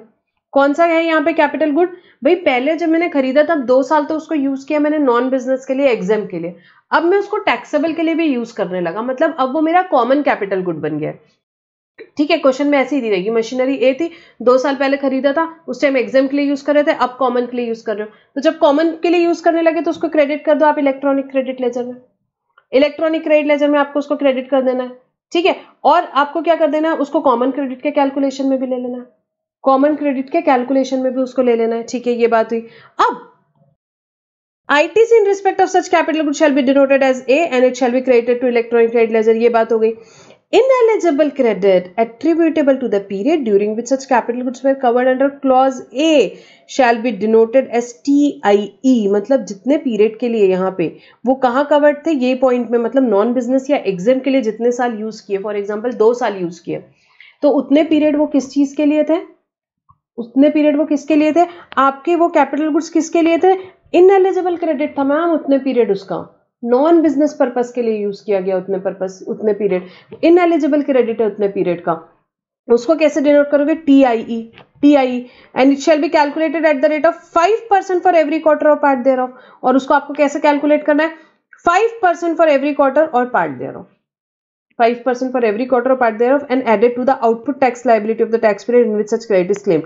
जब आप ये क्रेडिट क्लेम कर रहे हो उसी पीरियड में उसको क्या कर देना है, आपको ऐड कर देना है उसको आउटपुट टैक्स लाइबिलिटी में, आउटपुट टैक्स लाइबिलिटी में। फॉर एग्जांपल आपका 5 लाख का क्रेडिट था जब आपने वो मशीन खरीदी उस टाइम पे, अब उसको आपने उस टाइम तो लिया नहीं था क्रेडिट, अब क्या करो भाई 5 लाख का क्रेडिट भी ले लो, 5 लाख का क्रेडिट ले लो, 5 लाख को एज ए भी डिनोट कर दोगे आप, एज ए भी डिनोट कर दोगे, कॉमन क्रेडिट के कैलकुलेशन में भी चले जाएगा। 2 साल आपने किस चीज के लिए यूज किया, 2 साल मैम उसको यूज किया था हमने एग्जाम के लिए, नॉन बिजनेस के लिए, तो जो 2 साल का क्रेडिट है उसको डिनोट करेंगे हम किससे, TIE से, TIE की, और उस पीरियड का क्रेडिट एट्रीब्यूटेबल हो रहा है 2 लाख रुपए, 2 लाख रुपए, ठीक है। तो वो 2 लाख रुपए आपको क्या कर देना है, वो 2 लाख रुपए आपको ऐड कर देना है आउटपुट टैक्स लाइबिलिटी में। जब आप क्या कर रहे हो, ये क्रेडिट ले रहे हो 5 लाख का, उस टाइम पे 2 लाख का आपको क्रेडिट क्या कर देना है, यहाँ पे आपको 2 लाख का क्रेडिट एट्रीब्यूटेबल भी कर देना है, किस चीज के लिए, यहाँ पे ऐड कर देना है आउटपुट टैक्स लाइबिलिटी में, क्योंकि वो इनएलिजिबल क्रेडिट है, उसने पीरियड नॉन बिजनेस के लिए यूज की गई, उसका क्रेडिट नहीं मिलेगा आपको, उसको क्या बोल दिया, उसको ऐड कर दो आउटपुट टैक्स लाइबिलिटी में, आउटपुट टैक्स लाइबिलिटी में आपको ऐड कर देना है, ठीक है। बट कॉमन क्रेडिट के कैलकुलेशन में कितना लेना है, 5 लाख पूरा लेना है, 5 लाख पूरा लेना है आपको कॉमन क्रेडिट के कैलकुलेशन में, ठीक है। अब आगे आएंगे, देखते हैं an item of capital goods declare, आगे देखते हैं, पहले आपका क्या हुआ, चेंज हुआ from exclusive use for taxable including zero rated to common use, मतलब आप टैक्सेबल के लिए यूज कर रहे थे, पहले टैक्सेबल के लिए यूज कर रहे थे, ये बी पॉइंट में आया था आपका capital good, taxable including zero rated के लिए यूज कर रहे थे, अब आप उसको कॉमन यूज पे भी ले रहे हो, मतलब अब एग्जाम के लिए भी यूज करने लगे। ओहो, टैक्सेबल के लिए था, अब एग्जाम के लिए भी यूज करो, मतलब कॉमन कैपिटल गुड हो गया। तो क्या जब टैक्सेबल के लिए यूज कर रहे थे इलेक्ट्रॉनिक क्रेडिट लेजर में क्रेडिट कर दिया था क्या? यस, कर दिया था। तो वापस से क्रेडिट करने का कोई सवाल ही नहीं उठता, वापस से क्रेडिट करने का कोई सवाल ही नहीं उठता। ठीक है, आपने ऑलरेडी इलेक्ट्रॉनिक क्रेडिट लेजर में क्रेडिट कर दिया, तो वापस आप यहाँ पे इलेक्ट्रॉनिक क्रेडिट लेजर में क्रेडिट नहीं करोगे उसको, वापस इलेक्ट्रॉनिक क्रेडिट लेजर में क्रेडिट नहीं करोगे, बट कॉमन क्रेडिट के कैलकुलेशन में आएगा, क्योंकि कॉमन कैपिटल गुड है अभी, वो कॉमन कैपिटल गुड है, तो कॉमन क्रेडिट के कैलकुलेशन में ले लो आप उसको, कॉमन क्रेडिट के कैलकुलेशन में ले लो। तो कॉमन क्रेडिट के कैलकुलेशन में हमारे क्या क्या है, यहाँ पे जो कैपिटल गुड्स एक्चुअल में कॉमन क्रेडिट के थे वो आ गए, जो नॉन बिजनेस के लिए यूज हो रहे थे अब टैक्सेबल के लिए भी यूज हो रहे, कॉमन में आ गए, तो अब वो भी आ गए, और यहाँ पे जो पहले टैक्सेबल के लिए थे अब एग्जाम के लिए भी यूज होने लगे, कॉमन बन गए, तो अभी वो भी आ गए। तो ये सबका अपन ने टोटल मारा, तो हमारा टोटल कॉमन क्रेडिट आ गया which is denoted as TC, which is denoted as TC क्या होगा यहाँ पे, अच्छा यहाँ पे ये देखो वही लिखा है एक्सप्लेनेशन में, provided that where capital goods were initially covered under B, बाद में यहाँ पे आ जाते हैं, तो जो आईटीसी आपने किया था इसको ऐड करेंगे to arrive at the TC, तो यहाँ पे हमने ऐड कर दिया ऑलरेडी, ए पॉइंट में हमने ऐड कर दिया इसको। सो अब ये जो हमारा ए का टोटल है ये हमारा क्या है, टीसी है, कॉमन क्रेडिट है, ये देखो कॉमन क्रेडिट को डिनोट करते हैं एज टीसी। सो कुछ भी नहीं है, अब तो बहुत सिंपल है, कॉमन क्रेडिट पे आ गए, खाली कॉमन क्रेडिट कैलकुलेट करना हमारा काम था, उसके बाद हमने डिवाइड करना है उसको 60 से, तो हम यहाँ पे आ गए टीएम मतलब मंथली क्रेडिट पे। 60 से क्यों डिवाइड किया, क्योंकि 60 मंथ्स है ना ma'am, 5 year multiply by 12 months, 5 year useful life है, मल्टीप्लाई बाय 12 मंथ्स, तो आपका क्या आ गया, मंथली क्रेडिट आ गया, इस टैक्स पीरियड का आपका क्रेडिट आ गया। उसको मल्टीप्लाई कर दोगे ई बाय एफ से, exam divided by total, exam turnover divided by total turnover से, तो आप आ गए टीई पे। व्हाट इज टीई, यहाँ पे जो भी आपका अपोर्शन हो रहा है common credit towards exempt supply, यही तो चाहिए था, यही तो चाहिए था, एग्जाम सप्लाई के टुवर्ड्स जो भी कॉमन क्रेडिट यहाँ पे आपका एट्रीब्यूट हो रहा है वो हमारा आ गया। हमको कुछ भी नहीं करना है, ऐड करना है टीई को किस पे, आउटपुट टैक्स लायबिलिटी पे, दैट्स इट। ऐड करना है टीई को आउटपुट टैक्स लायबिलिटी पे along with interest for every tax period of the useful life of the capital goods. Useful life of the capital goods में आपको क्या करना है, खाली ये जो टीई है इसको ऐड करना है आउटपुट टैक्स लायबिलिटी में, दैट्स इट, और कुछ भी नहीं। अब यहाँ पे ये जो टर्म टीआर था, यहाँ पे देखो आप टीआर दिख रहा है आपको, ये जो टीआर जहां लिखा हुआ था वो जो फॉर्मूला यहाँ पे the term TR which was used in the formula वो क्लॉज एफ में डिफाइंड था, क्लॉज एफ को इन लोगों ने क्या कर दिया, ओमिट कर दिया, ओमिट कर दिया, तो आपको कुछ भी नहीं है, आपको बस यहाँ पे क्या करना है, अब अज्यूम करना है एग्जाम में कि now TR is assumed as TM, that's it, और कुछ भी नहीं, TR is assumed as TM, क्योंकि अभी उन लोगों ने वो क्लॉज एफ ओमिट कर दिया है, बस इतना सा नोट लिख देना है। सो इन शॉर्ट यहाँ पे जो हम कॉमन क्रेडिट का कैलकुलेशन करेंगे इसमें हमने ये तीनों चीजें ले ली, ये क्या आ गया हमारा, ये टोटल कॉमन क्रेडिट आ गया, टोटल कॉमन क्रेडिट आ गया मतलब टीसी आ गया, इसको कॉमन क्रेडिट को कैसे डिनोट करते हैं, टीसी, एज टीसी डिनोट करते हैं कॉमन क्रेडिट को, यहाँ पे लिख लो, ठीक है। अब ये जो टीसी आया आपका मतलब कॉमन क्रेडिट आया, इसको डिवाइड कर दो भाई 60 से, इसको डिवाइड कर दिया आपने 60 से, तो आप आ गए किस पे, मंथली क्रेडिट पे, मंथली क्रेडिट पे आ गए, ठीक है। इस महीने का क्रेडिट आपको मिल गया कॉमन क्रेडिट, कुछ भी नहीं, ई इंटू एफ कर दो, exam divided by total, exam divided by total हमने कर दिया, exam turnover divided by total turnover, तो हम आ गए टीई पे।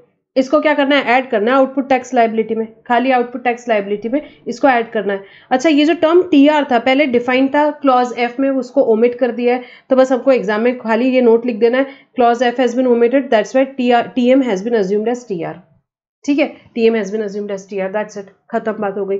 तो आपको क्या कैलकुलेट करना है, खाली टीई कैलकुलेट करना है, एंड रिजल्ट क्या है, हमें टीई कैलकुलेट करना है यहाँ पे, और उसको ऐड करना है आउटपुट टैक्स लायबिलिटी में, ऐड करना है आउटपुट टैक्स लायबिलिटी में। तो सिंपल सी बात है, क्या किया हमने यहाँ पे, क्वेश्चन आएगा उसमें दो कैलकुलेशन पूछेंगे, इलेक्ट्रॉनिक क्रेडिट लेजर में क्या क्रेडिट करना है आपको, कॉमन क्रेडिट आपका क्या है, इनएलिजिबल क्रेडिट क्या है, आउटपुट टैक्स लायबिलिटी में क्या ऐड करने वाले हो, ये आपसे क्वेश्चन पूछे जाएंगे। आपको बता देना है कि भाई अगर क्वेश्चन में नॉन बिजनेस या एग्जेम्प्ट सप्लाई से रिलेटेड कैपिटल गुड्स आया उसको क्रेडिट नहीं करना इलेक्ट्रॉनिक क्रेडिट लेजर में, हम बता देंगे, रीजनिंग के साथ बता देंगे। उसके बाद में बात हुई सेकंड चीज की, क्या कि जो भी हमारा यहाँ पे टैक्सेबल इंक्लूडिंग जीरो रेटेड के लिए जो भी हमारा इनपुट टैक्स क्रेडिट है उसको हम क्रेडिट करेंगे इलेक्ट्रॉनिक क्रेडिट लेजर में, उसका हम क्रेडिट लेंगे। उसके बाद जो हमारे कॉमन क्रेडिट कैपिटल गुड्स है उसका क्रेडिट भी लेंगे और कॉमन क्रेडिट के कैलकुलेशन में भी जाएगा, दोनों जगह जाएगा। एक होती है बात इलेक्ट्रॉनिक क्रेडिट लेजर में क्या क्रेडिट लेना है, एक है कॉमन क्रेडिट के कैलकुलेशन में क्या जाना है। तो इसको इलेक्ट्रॉनिक क्रेडिट लेजर के कैलकुलेशन में भी, इलेक्ट्रॉनिक क्रेडिट लेजर में भी क्रेडिट होगा और एक यहाँ पे कॉमन क्रेडिट के कैलकुलेशन में भी जाएगा। उसके बाद कोई कैपिटल गुड्स है जो क्या हुआ आपका नॉन बिजनेस से कॉमन में आया है, नॉन बिजनेस से कॉमन में आया, तो उस केस में आप क्या करोगे, उसको क्रेडिट तो करोगे इलेक्ट्रॉनिक क्रेडिट लेजर में, साथ में उसको आप किस में लेके जाओगे, यहाँ पे ए के कैलकुलेशन में भी लेके जाओगे, क्योंकि पहले क्रेडिट नहीं लिया था इसलिए अभी क्रेडिट ले लेंगे। पर जो इनएलिजिबल पीरियड है उसका क्या करना है, हमको ऐड करना है आउटपुट टैक्स लायबिलिटी में, कितना, टी आई ऐड करना है 5% फॉर एवरी क्वार्टर और पार्ट देयर ऑफ, उसको ऐड कर दोगे आउटपुट टैक्स लायबिलिटी में, 5% फॉर एवरी क्वार्टर और पार्ट देयर ऑफ ऐड कर दोगे आउटपुट टैक्स लायबिलिटी में, ठीक है। इसके बाद कोई कैपिटल गुड्स है जो टैक्सेबल था, टैक्सेबल इंक्लूडिंग जीरो रेटेड था, अब वो कॉमन कैपिटल गुड्स बन गया। तो पहले टैक्सेबल था तब क्रेडिट ऑलरेडी ले लिया, तो क्रेडिट नहीं लेंगे, कॉमन कैपिटल गुड्स के कैलकुलेशन में लेकर के जाएंगे। अब यहाँ पे कॉमन क्रेडिट के कैलकुलेशन में लेके जाएंगे, कॉमन क्रेडिट आ गया हमारा टोटल, उसको टीसी से डिनोट करेंगे, उसको डिवाइडेड बाय 60 करें तो मंथली क्रेडिट आ गया, उसको ई इंटू एफ कर दिया तो हमारा आ गया जो हमारा क्रेडिट अपोर्शन है टुवर्ड्स एग्जाम सप्लाई, उसको ऐड कर देंगे आउटपुट टैक्स लायबिलिटी में, खत्म बात, एज सिंपल एज दैट, इतनी सिंपल सी बात है, ठीक है। अब एक रूल 43 पे भी क्विकली क्वेश्चन करेंगे, क्वेश्चन बैंक में 8.109 पे आओ बेटा, बहुत बढ़िया क्वेश्चन है, देखो एमटीपी का क्वेश्चन है 14 मार्क्स का यहाँ पे, ठीक है। इस तरीके के क्वेश्चन ही आते हैं एग्जाम्स में।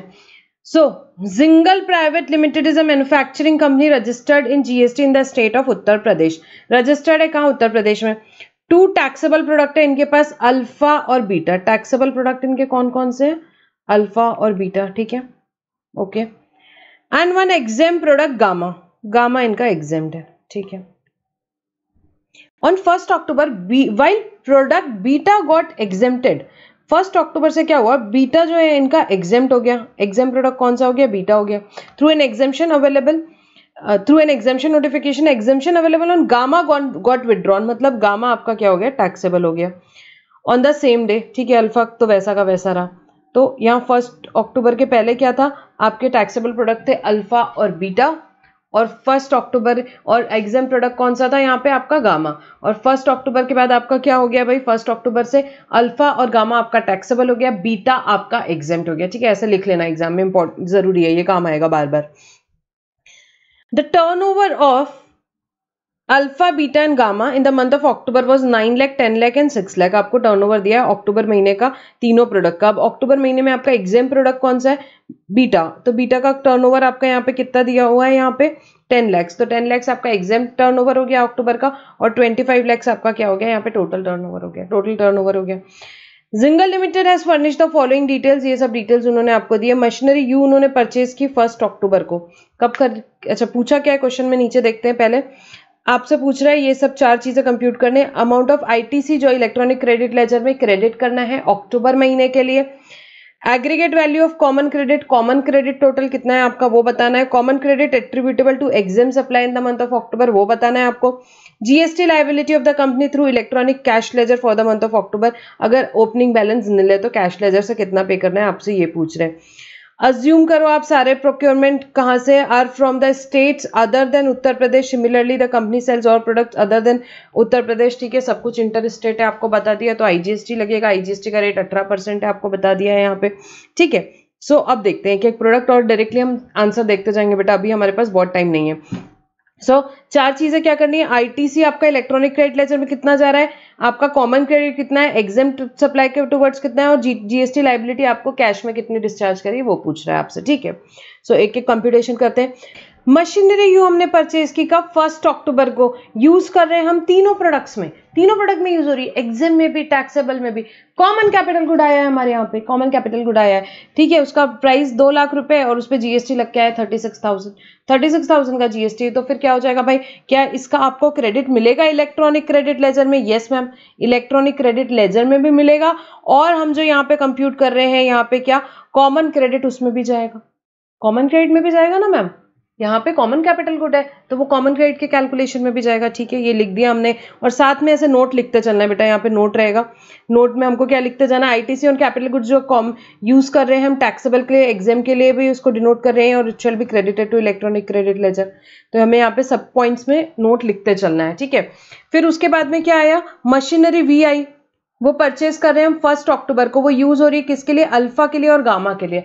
अल्फा और गामा हमारे क्या है, अभी देखो टैक्सेबल प्रोडक्ट है, तो टैक्सेबल प्रोडक्ट के लिए जो हमने यहाँ पे मशीनरी लेकर के आए हैं वो उसका क्रेडिट क्या हम लेंगे? हाँ मैम बिल्कुल लेंगे, इलेक्ट्रॉनिक क्रेडिट लेजर में जाएगा और कोई कॉमन क्रेडिट नहीं है, खाली इलेक्ट्रॉनिक क्रेडिट लेजर वाले कैलकुलेशन में आप लेके जाओ। सो मशीनरी वी कहाँ लेके जाऊंगी मैं? खाली इलेक्ट्रॉनिक क्रेडिट लेजर में 18,000 जाएगा, 18,000 जाएगा। कॉमन क्रेडिट के यहाँ पे कैलकुलेशन में आएगा क्या? नहीं मैम नहीं आएगा यहाँ पे, ठीक है। उसके बाद में क्या आई हमारी मशीनरी डब्ल्यू, परचेज की, कभी 1 अक्टूबर को ही परचेज करी, for being use exclusively for beta, beta के लिए यूज लाए हैं भाई मशीन, 1 अक्टूबर को बीटा के लिए लाए हैं। बीटा क्या है? एग्जाम प्रोडक्ट है, पूरा का पूरा एग्जाम प्रोडक्ट है मैम, इसका क्रेडिट का कुछ करना ही नहीं है, क्रेडिट लेना ही नहीं है अभी, इसका क्रेडिट लेना ही नहीं है। तो ना ये इलेक्ट्रॉनिक क्रेडिट लेजर में जाएगा 54,000, ना ये कॉमन क्रेडिट है, कुछ नहीं, शांति से रहो, कोई जरूरत नहीं इसका कुछ लेने का। सो ये हमने यहाँ पे मशीनरी डब्ल्यू का कुछ लेना नहीं है, बट हमने नोट में ये बात लिख देनी जरूर है, ठीक है। अभी मैं नोट्स पे नहीं जा रही हूँ, बट ये नोट में हमको एग्जाम में जरूर लिख देनी है कि it has been used exclusively for exempt supply, so it has not been credited to electronic credit ledger, credit is not available. Next machinery Y आपकी कब ली थी? 1 अक्टूबर को, 4 साल पहले भाई, 1 अक्टूबर को 4 साल पहले मशीनरी ली थी, for being exclusively used for product beta. 4 साल पहले हमारा बीटा क्या था? हमारा बीटा यहाँ देखो टैक्सेबल था, ठीक है। तो जब हमने ली होगी, क्या हमने उस टाइम इसका क्रेडिट ले लिया होगा इलेक्ट्रॉनिक क्रेडिट लेजर में? Yes ma'am. तो वापस इलेक्ट्रॉनिक क्रेडिट लेजर में क्रेडिट नहीं मिलेगा भाई, ठीक है। From 1 October such machinery will also be use for gamma. अब 1 अक्टूबर से आप उसको गामा के लिए यूज कर रहे हो। गामा क्या है? अब आपका गामा टैक्सेबल है अब यहाँ पे, बट अब बीटा एग्जेम्प्ट हो गया, अब बीटा एग्जेम्प्ट हो गया, तो अब ये आपका कैपिटल गुड क्या हो गया? कॉमन वाला कैपिटल गुड बन गया, ठीक है, कॉमन वाला कैपिटल गुड बन गया। तो कॉमन के कैलकुलेशन में इसको लेके जाना पड़ेगा, ये 72,000 कॉमन के कैलकुलेशन में लेके जाएंगे, क्रेडिट नहीं लेंगे वापस, क्रेडिट नहीं लेंगे इसका वापस, पर ये कॉमन के कैलकुलेशन में बिल्कुल जाएगा यहाँ पे। सो देखो लॉजिक से समझोगे तो कभी गलती नहीं करोगे। जो क्रेडिट एक बार मिल गया वो वापस नहीं मिलेगा, पर अब ये कॉमन कैपिटल गुड बन गया है तो कॉमन के कैलकुलेशन में जरूर जाएगा। So input tax claimed on machinery Y purchased on 1 October 4 years ago, किस चीज के लिए? For taxable supplies, but use for effecting both taxable and exempt from 1 October. So ये कॉमन के कैलकुलेशन में आ गया, कॉमन के कैलकुलेशन में आ गया। इसके बाद में मशीनरी जेड परचेज की कब? 1 अक्टूबर को, 2 साल पहले, for manufacturing all the 3 products, तीनों प्रोडक्ट के मैन्युफैक्चरिंग के लिए आपने क्या ली? मशीनरी जेड ली। तो जब ली होगी तब वो कॉमन कैपिटल गुड ही था और हमने किस चीज के लिए ले लिया होगा? इलेक्ट्रॉनिक क्रेडिट लेजर में ले लिया होगा। तो अभी वापस इलेक्ट्रॉनिक क्रेडिट लेजर में नहीं जाएगा, देखो इलेक्ट्रॉनिक क्रेडिट लेजर में वापस नहीं जा रहा है, बट नोट हमको लिख देना है कि क्यों नहीं जा रहा है। और इसके बाद में क्या है? ये जो 54,000 है, क्या ये कॉमन के कैलकुलेशन में जाएगा? यस, ये कॉमन के कैलकुलेशन में जरूर जाएगा। कॉमन के कैलकुलेशन में क्यों गया? ये कॉमन कैपिटल गुड है मैम, तीनों के लिए यूज हो रहा है, तो कॉमन के कैलकुलेशन में ये जरूर जाएगा, ठीक है। इसके बाद में raw material use for manufacturing alpha purchased on 5 अक्टूबर, ठीक है। रॉ मटेरियल परचेज किया है आपने, 27,000 का आईटीसी उस पर लग करके आया है अल्फा के लिए। अल्फा आपका टैक्सेबल प्रोडक्ट है, तो क्या क्रेडिट मिलेगा? हाँ, इलेक्ट्रॉनिक क्रेडिट लेजर में मिल जाएगा। रॉ मटेरियल है, ये रॉ मटेरियल है, ठीक है, ये हो गया। उसके बाद में क्या है? Raw material use for beta, beta के लिए 10 अक्टूबर को रॉ मटेरियल खरीदा, बीटा एग्जेम्प्ट है, तो क्या इसका क्रेडिट मिलेगा? नहीं मिलेगा मैम, और नोट हम लिख देंगे कि इसका क्रेडिट नहीं मिलेगा, ये एग्जाम सप्लाई है। उसके बाद raw material use for gamma purchase on 15 October. Gamma अब क्या है? हमारा टैक्सेबल प्रोडक्ट है, टैक्सेबल प्रोडक्ट है, तो गामा के लिए जो रॉ मटेरियल खरीदे उसका आईटीसी मिलेगा क्या? हाँ, उसका आईटीसी मैम मिल जाएगा, उसका आईटीसी मिल जाएगा। तो ये सबका टोटल मारेंगे तो हमारे पास आईटीसी आ जाएगा, amount of ITC which is to be credited on electronic credit ledger 99,000। उन लोगों ने पूछा भी था, वो हमने बता दिया। कॉमन क्रेडिट के कैलकुलेशन में ये 3 आइटम आए, ठीक है, तो ये तीनों का कैलकुलेशन का टोटल आ गया। अमाउंट ऑफ कॉमन क्रेडिट हमारा 1,62,000, 1,62,000 हमारा कॉमन क्रेडिट आ गया। अब ये कॉमन क्रेडिट क्या है भाई? 60 यहाँ डिवाइड बाय 60 कर देंगे हम इसको, तो हमारा क्या आ जाएगा? Common credit for the month of अक्टूबर, इस महीने का, अक्टूबर महीने का पूछा है ना हमसे कॉमन क्रेडिट भी। यहाँ पे देखो common credit for the month of, यहाँ पे निकालना भी, और एग्जाम हमको यहाँ पे common credit attributable to exempt supply for October निकालना है। सो इसको डिवाइडेड बाय 60 कर दोगे तो क्रेडिट आ गया आपका अक्टूबर का, क्रेडिट आ गया अक्टूबर का। अब इसको बस कुछ नहीं करना है, मल्टीप्लाइड बाय हमको यहाँ पे exam divided by total turnover, तो हमारा कॉमन क्रेडिट एट्रीब्यूटेबल टू क्या आ जाएगा? यहाँ पे हमारा एग्जाम सप्लाई आ जाएगा। ये देखो नोट नंबर 10 पे चलेंगे।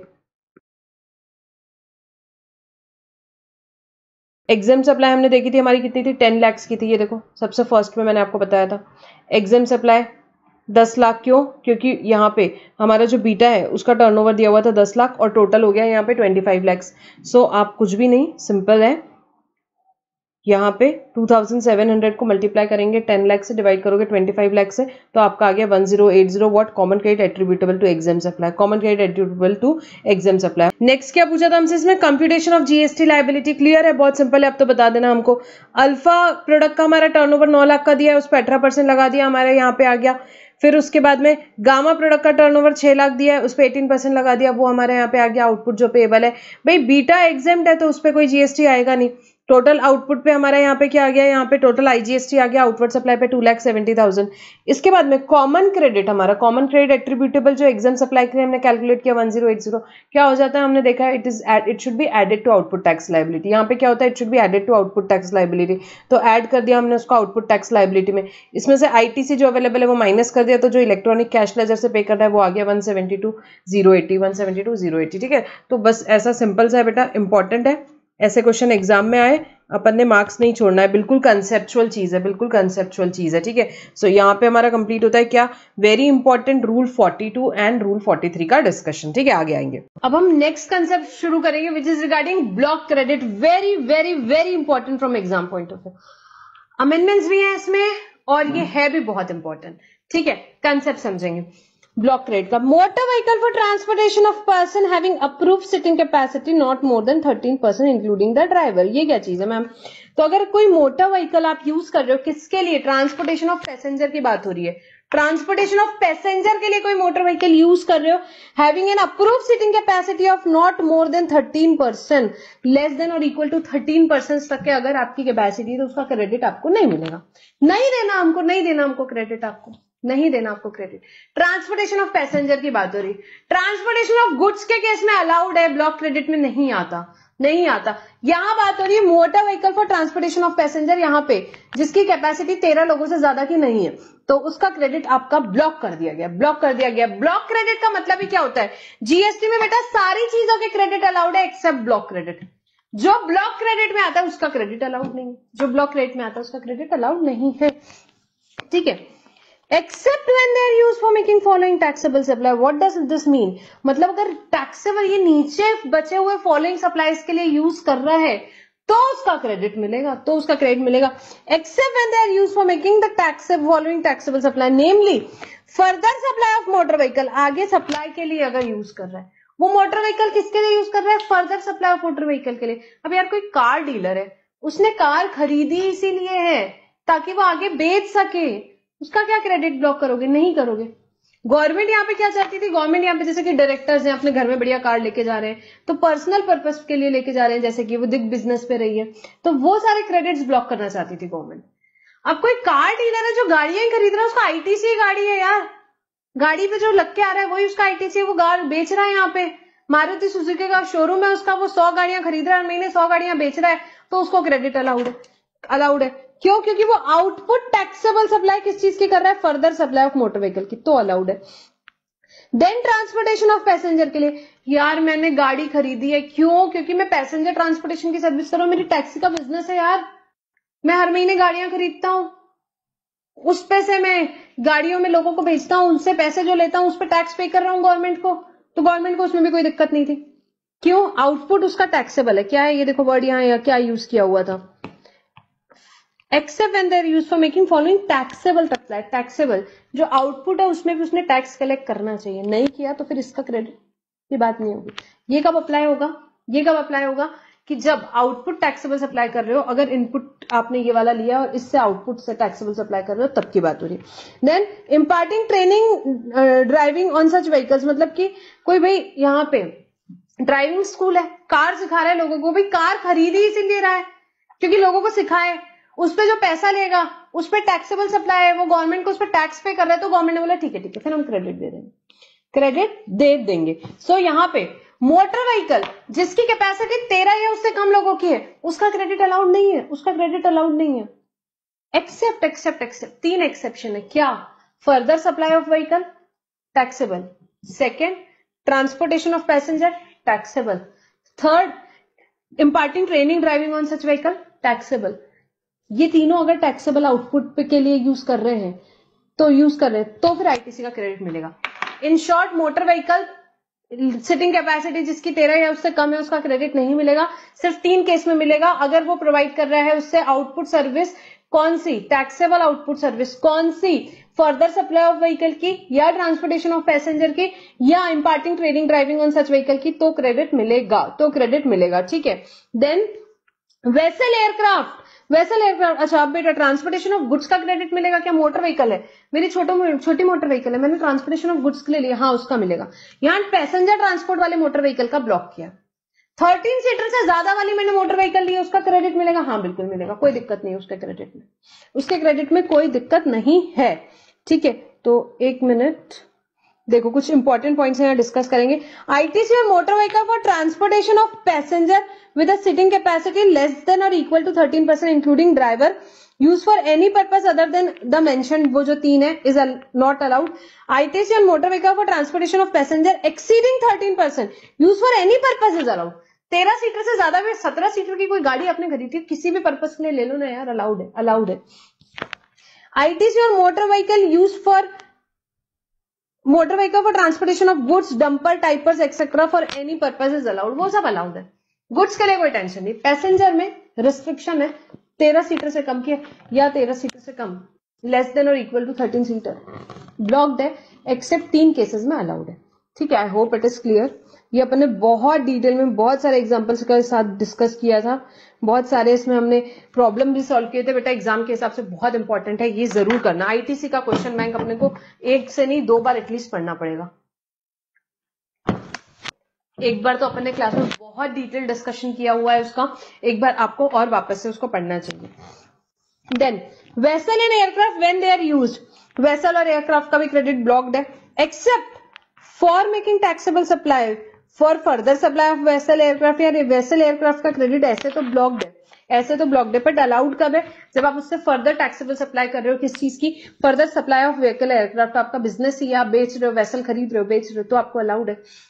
इन सब चीजों में क्यों गवर्नमेंट ने अलाउ किया? क्योंकि गवर्नमेंट ने देखा कि भाई फर्दर टैक्सेबल सप्लाई, उसमें टैक्स कलेक्ट हो ही रहा है अपने, तो अपने को आईटीसी देने में दिक्कत नहीं। डायरेक्टर कार खरीद ले ऑफिस के लिए, ऑफिस में डायरेक्टर कार खरीद ले, अब उससे क्या, वो 4 सीटर कार खरीदी उसने, अब उससे कुछ आउटपुट टैक्सेबल सप्लाई हो नहीं रहा है, कोई टैक्स तो आ नहीं रहा है, गवर्नमेंट ने ब्लॉक कर दिया, गवर्नमेंट ने ब्लॉक कर दिया। वेसल एयरक्राफ्ट भी, अब यहाँ पे किसी ने अपना बढ़िया एयरक्राफ्ट खरीदा है ऑफिस में डायरेक्टर, तो वो ब्लॉक कर दिया यहाँ पे। Then transportation of passenger, transportation of passenger यहाँ पे देखो क्या है, एक्सेप्शन पढ़ रहे हैं वेसल एयरक्राफ्ट का, ऐसे तो ब्लॉक्ड है, पर अलाउड कब है? अगर आप कर रहे हो उसका taxable supply for further supply of vessel aircraft, उससे आप फर्दर सप्लाई कर रहे हो वेसल एयरक्राफ्ट का, तो आपको अलाउड है।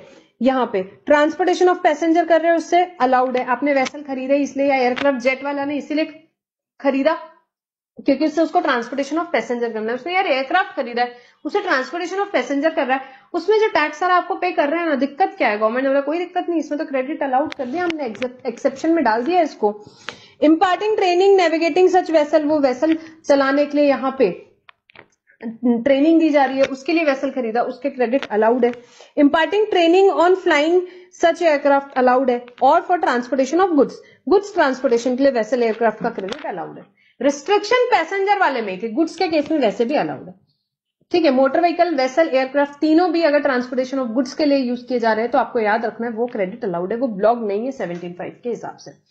Then next, services of general insurance service in repair and maintenance in so far as they relate to motor vehicle, vessel, aircraft referred to in clause A और clause AA। तो यहाँ पे अगर आप सर्विस ले रहे हो किसकी, जनरल इंश्योरेंस की, सर्विसिंग की, रिपेयर मेंटेनेंस की, वेसल एयरक्राफ्ट के लिए या मोटर व्हीकल के लिए, जिनका क्रेडिट ब्लॉक्ड है, जिनका क्रेडिट ब्लॉक है, उनकी ये सर्विसेज का भी क्रेडिट ब्लॉक हो जाए। आपने कोई मोटर व्हीकल खरीदी, डायरेक्टर ने मोटर व्हीकल खरीदी 5 सीटर बढ़िया मर्सिडीज बेंज यहाँ पे खरीदी उन्होंने, उसका क्रेडिट ब्लॉक हुआ। उससे रिलेटेड जो रिपेयर मेंटेनेंस सर्विस लोगे बेटा, उसका भी क्रेडिट ब्लॉक्ड है, उसका भी क्रेडिट ब्लॉक्ड है। ट्रांसपोर्टेशन ऑफ गुड्स के लिए कोई मोटर व्हीकल ली मैंने, ठीक है, उसका क्रेडिट अलाउड है, तो उसका भी रिपेयर मेंटेनेंस अलाउड हो। ठीक है, सो यहां पे exception, when the motor vehicle, vessel, aircraft referred to in clause A और A are use for the specified purpose, मतलब जो एक्सेप्शंस है उनके लिए यूज कर रहे हो, जैसे मैंने एग्जांपल लिया ट्रांसपोर्टेशन ऑफ गुड्स के केस में, उस केस में क्रेडिट अलाउड है। जब मोटर व्हीकल, वेसल, एयरक्राफ्ट का क्रेडिट ब्लॉक्ड है, उसी टाइम पे उनका इंश्योरेंस का, उनका रिपेयर मेंटेनेंस का क्रेडिट ब्लॉक रहेगा। ठीक है। When received by a taxable person engaged in manufacture of motor vehicle, vessel, aircraft, या ये सर्विसेज कौन ले रहा है? मैन्युफैक्चरर ले रहा है यार, वो वेसल एयरक्राफ्ट यहाँ बना रहा है, वो मैन्युफैक्चरर है, उस केस में इसका क्रेडिट अलाउड है। In the supply of general insurance service in respect of such motor vehicle, vessel और aircraft insured by him, या वो इंश्योरेंस वाला है, वो सर्विस ले रहा है, तो वो भी क्रेडिट अलाउड है, तो बेटा ये बड़ा इंपॉर्टेंट है, ये अमेंडमेंट है, चेंज हो गया है, पहले जैसा था उससे काफी कुछ चीजें इसमें चेंज कर दी गई है, तो ये आपके एग्जाम के हिसाब से बहुत इंपॉर्टेंट है, आपको बहुत ध्यान से पढ़ना है। Then next, food, beverages, outdoor catering, beauty treatment, health services, cosmetic, plastic surgery, leasing, renting और hiring of motor vehicle, vessel, aircraft refer to in clause A और A except when used for the purpose specified, life insurance, health insurance, इन सबके credit blocked है। Food, beverages, outdoor catering, आपने बाहर गए, directors बाहर गए, मस्त 5 स्टार में खाना वाना खाया, बिल लाके ऑफिस में दिया, क्रेडिट नहीं मिलेगा। आपकी ऑफिस की यहाँ पे कॉन्फ्रेंस है, उसमें खाना पीना हुआ, क्रेडिट आपको नहीं मिलेगा। क्यों? क्योंकि food, beverages, outdoor catering credit allowed ही नहीं है। ब्यूटी ट्रीटमेंट लिया आपने जाके ब्यूटी ट्रीटमेंट लिया, जेट एयरवेज एयर हॉस्टेज का ब्यूटी ट्रीटमेंट हुआ, क्रेडिट अलाउड है? नहीं अलाउड है। प्लास्टिक सर्जरी करवाई आपने, क्रेडिट अलाउड है? नहीं अलाउड है। हेल्थ सर्विसेज ली, क्रेडिट अलाउड है? नहीं अलाउड है। लीज की आपने, रेंट करी, हायर करी मोटर व्हीकल, जिनके क्रेडिट ब्लॉक्ड थे, यहाँ पे क्लॉज ए या डबल ए, जो हमने ये वाले पहले पढ़े थे, ये क्लॉज ए है आपका, ये क्लॉज डबल ए है, जिनके क्रेडिट इसके हिसाब से ब्लॉक थे, क्या उनका क्रेडिट मिलेगा? नहीं। Leasing, hiring, renting of motor vehicle के क्रेडिट्स नहीं मिलेंगे, except for the purpose specified, मतलब एक्सेप्शन में क्रेडिट मिलेंगे, लाइफ इंश्योरेंस, हेल्थ इंश्योरेंस लो जाके, क्रेडिट नहीं मिलेगा। एक्सेप्ट, हर जगह एक्सेप्शन है। एक्सेप्शन मतलब क्या? सारे एक्सेप्शन मतलब वहां पे क्रेडिट अलाउड है, वहां क्रेडिट अलाउड है। ITC available where an inward supply of such goods or services is used by a registered person for making an outward supply of the same category or as an element of taxable or mixed supply। आपको याद हो तो हमने एक चीज पढ़ी थी, for example मैं रेस्टोरेंट वाला हूं, मैंने यहाँ पे फूड, बिवरेजेस, आउटडोर केटरिंग की सर्विसेज ली, इसलिए थी क्योंकि मुझे बाहर देनी थी। जब तक मैं फूड और बिवरेजेस खरीदूंगा नहीं, तब तक के मैं बेचूंगा कैसे? तो उस केस में मैं आउटवर्ड सप्लाई कर रहा हूं सेम कैटेगरी का, तो गवर्नमेंट ने बोला ठीक है, एक्सेप्शन में डाल दिया तुम्हें, टेंशन ना लो, आपको क्रेडिट मिलेगा। तो ये सारे केसेस में जो भी हमने ऊपर देखे, food, beverages, outdoor catering, beauty treatment and all, health services, cosmetic, plastic surgery, life insurance, तो ये सारे केसेस में आपको क्रेडिट कब मिल सकता है बेटा? तब मिल सकता है जब आपने इनपुट लिया ही इसलिए था क्योंकि आपको आउटपुट प्रोवाइड करना था उसके लिए, तो आपको क्रेडिट अलाउड है। या तो सेम कैटेगरी में या as a element of taxable और मिक्स सप्लाई, मतलब कि जैसे कि मैं जेट एयरवेज हूं, ठीक है, मैंने फूड और बेवरेजेस क्यों लिए थे? ताकि मैं कस्टमर को, जो यहाँ पे फ्लाइट के लिए में मुझे कस्टमर्स को देने पड़ता है यहाँ पे फूड बेवरेजेस, ठीक है, वो मेरा कंपोजिट सप्लाई का पार्ट है, मैंने उनको टिकट में विद फूड बेवरेजेस चार्ज किया हुआ है, वो मेरा कंपोजिट या मिक्स सप्लाई का है पार्ट। तो गवर्नमेंट ने बोला उस केस में भी जेट एयरवेज अगर फूड बेवरेजेस ले रहा है उसके लिए तो क्रेडिट अलाउड है। एग्जाम्पल था, हाँ एग्जाम्पल, जेट एयरवेज के लिए कुछ नहीं, एग्जाम्पल दिया मैंने। तो आपने ये सारी सर्विसेज जो है, फूड बेवरेजेस या आउटडोर केटरिंग या ब्यूटी ट्रीटमेंट, हेल्थ सर्विसेज, आपने ली ही इसीलिए ताकि आप उसका सेम आउटपुट प्रोवाइड कर सको, तो आपको क्रेडिट अलाउड है इन द सेम कैटेगरी, या आप एज अ टैक्सेबल या मिक्स सप्लाई के लिए वो इनपुट लेना चाहते हो तो भी आपको क्रेडिट अलाउड है। I hope it is clear. But बेटा रिवीजन में मेरा भी रिस्ट्रिक्शन है, मैं आपको इतना ही समझा सकती हूँ, हमने डिटेल क्लास में बहुत अच्छे से इसमें बहुत सारे हर पॉइंट पे एग्जांपल किए थे। ITC available, it is obligatory for an employer to provide the same to its employee under any law for the timing in force. और फॉर एग्जाम्पल यहाँ पे it is obligatory for the employer to provide the same to its employee, तो भी allowed है। जैसे कि अब यार लाइफ इंश्योरेंस है, हेल्थ इंश्योरेंस है, एम्प्लॉयर को कंपलसरी है यहाँ पे एक्ट के हिसाब से, जैसे कि कोल माइंस में होता है कि भाई उनको सारे एम्प्लॉइज का यहाँ पे इंश्योरेंस लेना कंपलसरी है, तो उस केस में उसको क्रेडिट अलाउड है। तो जहां पे ऑब्लिगेटरी है किसी लॉ से कि एम्प्लॉयर को ये सर्विसेज एम्प्लॉय को देनी पड़ेगी, तो उस केसेस में अगर ये ऊपर वाली सर्विसेज है तो उनका क्रेडिट अलाउड रहेगा। Next, membership of a club health fitness centre अगर आप ले रहे हो वो क्रेडिट अलाउड नहीं है। Travel benefits extended to employee on vacation such as and leave और होम ट्रैवल कंसेशन, आपने ट्रैवल दिया, आपने आपके एम्प्लॉयज को बोला जाओ जाके बाली घूम के आओ, जाओ जाके थाईलैंड घूम के आओ, तो उस केस में ऐसे बेनिफिट्स आप दे सकते हो, पर गवर्नमेंट ने बोला हम उसका क्रेडिट नहीं दे रहे। Exception ITC available when it is obligatory for an employer to provide the same to its employee under any law for the time being in force, ठीक है, तो अलाउड रहेगा। देन गुड्स लॉस स्टोलन, ये देखो ये जो credit available on the above है ये सारे एक्सेप्शंस की बात हो रही है, ठीक है, एक्सेप्शंस पे क्रेडिट अलाउड है, और ये यहां से एरो आ रहा है। Goods loss stolen destroyed written off और dispose of by way of gift और फ्री सैंपल, गवर्नमेंट ने बोला आपके गुड्स चोरी हो गए, यहाँ पे डिस्ट्रॉय हो गए, रिटर्न ऑफ हो गए, डिस्पोज ऑफ हो गए बाय वे ऑफ गिफ्ट और फ्री सैंपल, आपने फ्री में बांट दिए, हमको कुछ नहीं करना है, इस केस में हम क्रेडिट नहीं देंगे। गवर्नमेंट कितनी चालाक है, गवर्नमेंट ने बोला यार आउटपुट तो भरेंगे नहीं यहाँ पे ये क्योंकि गुड्स चोरी हो गए, आउटपुट तो भरेंगे नहीं, आईटीसी और ले लेंगे, गवर्नमेंट ने हमको क्रेडिट नहीं देना। आपके कुछ घूम गए, चोरी हो गए, डिस्ट्रॉय हो गए, रिटर्न ऑफ हो गए, हमें क्रेडिट नहीं देना। Inward supply use for personal consumption, obviously आपको क्रेडिट नहीं मिलेगा पर्सनल कंजम्पशन का। ये नीचे वाले पहले कर लेते हैं, फिर आते हैं वर्क कॉन्ट्रैक्ट सर्विस पे। Invert charge to composition levy section 10 आपको पता है क्रेडिट नहीं मिलेगा। गुड्स और services receive by NRTP exception ITC available on goods imported by him, very important. NRTP मतलब क्या, नॉन रेसिडेंट टैक्सेबल पर्सन।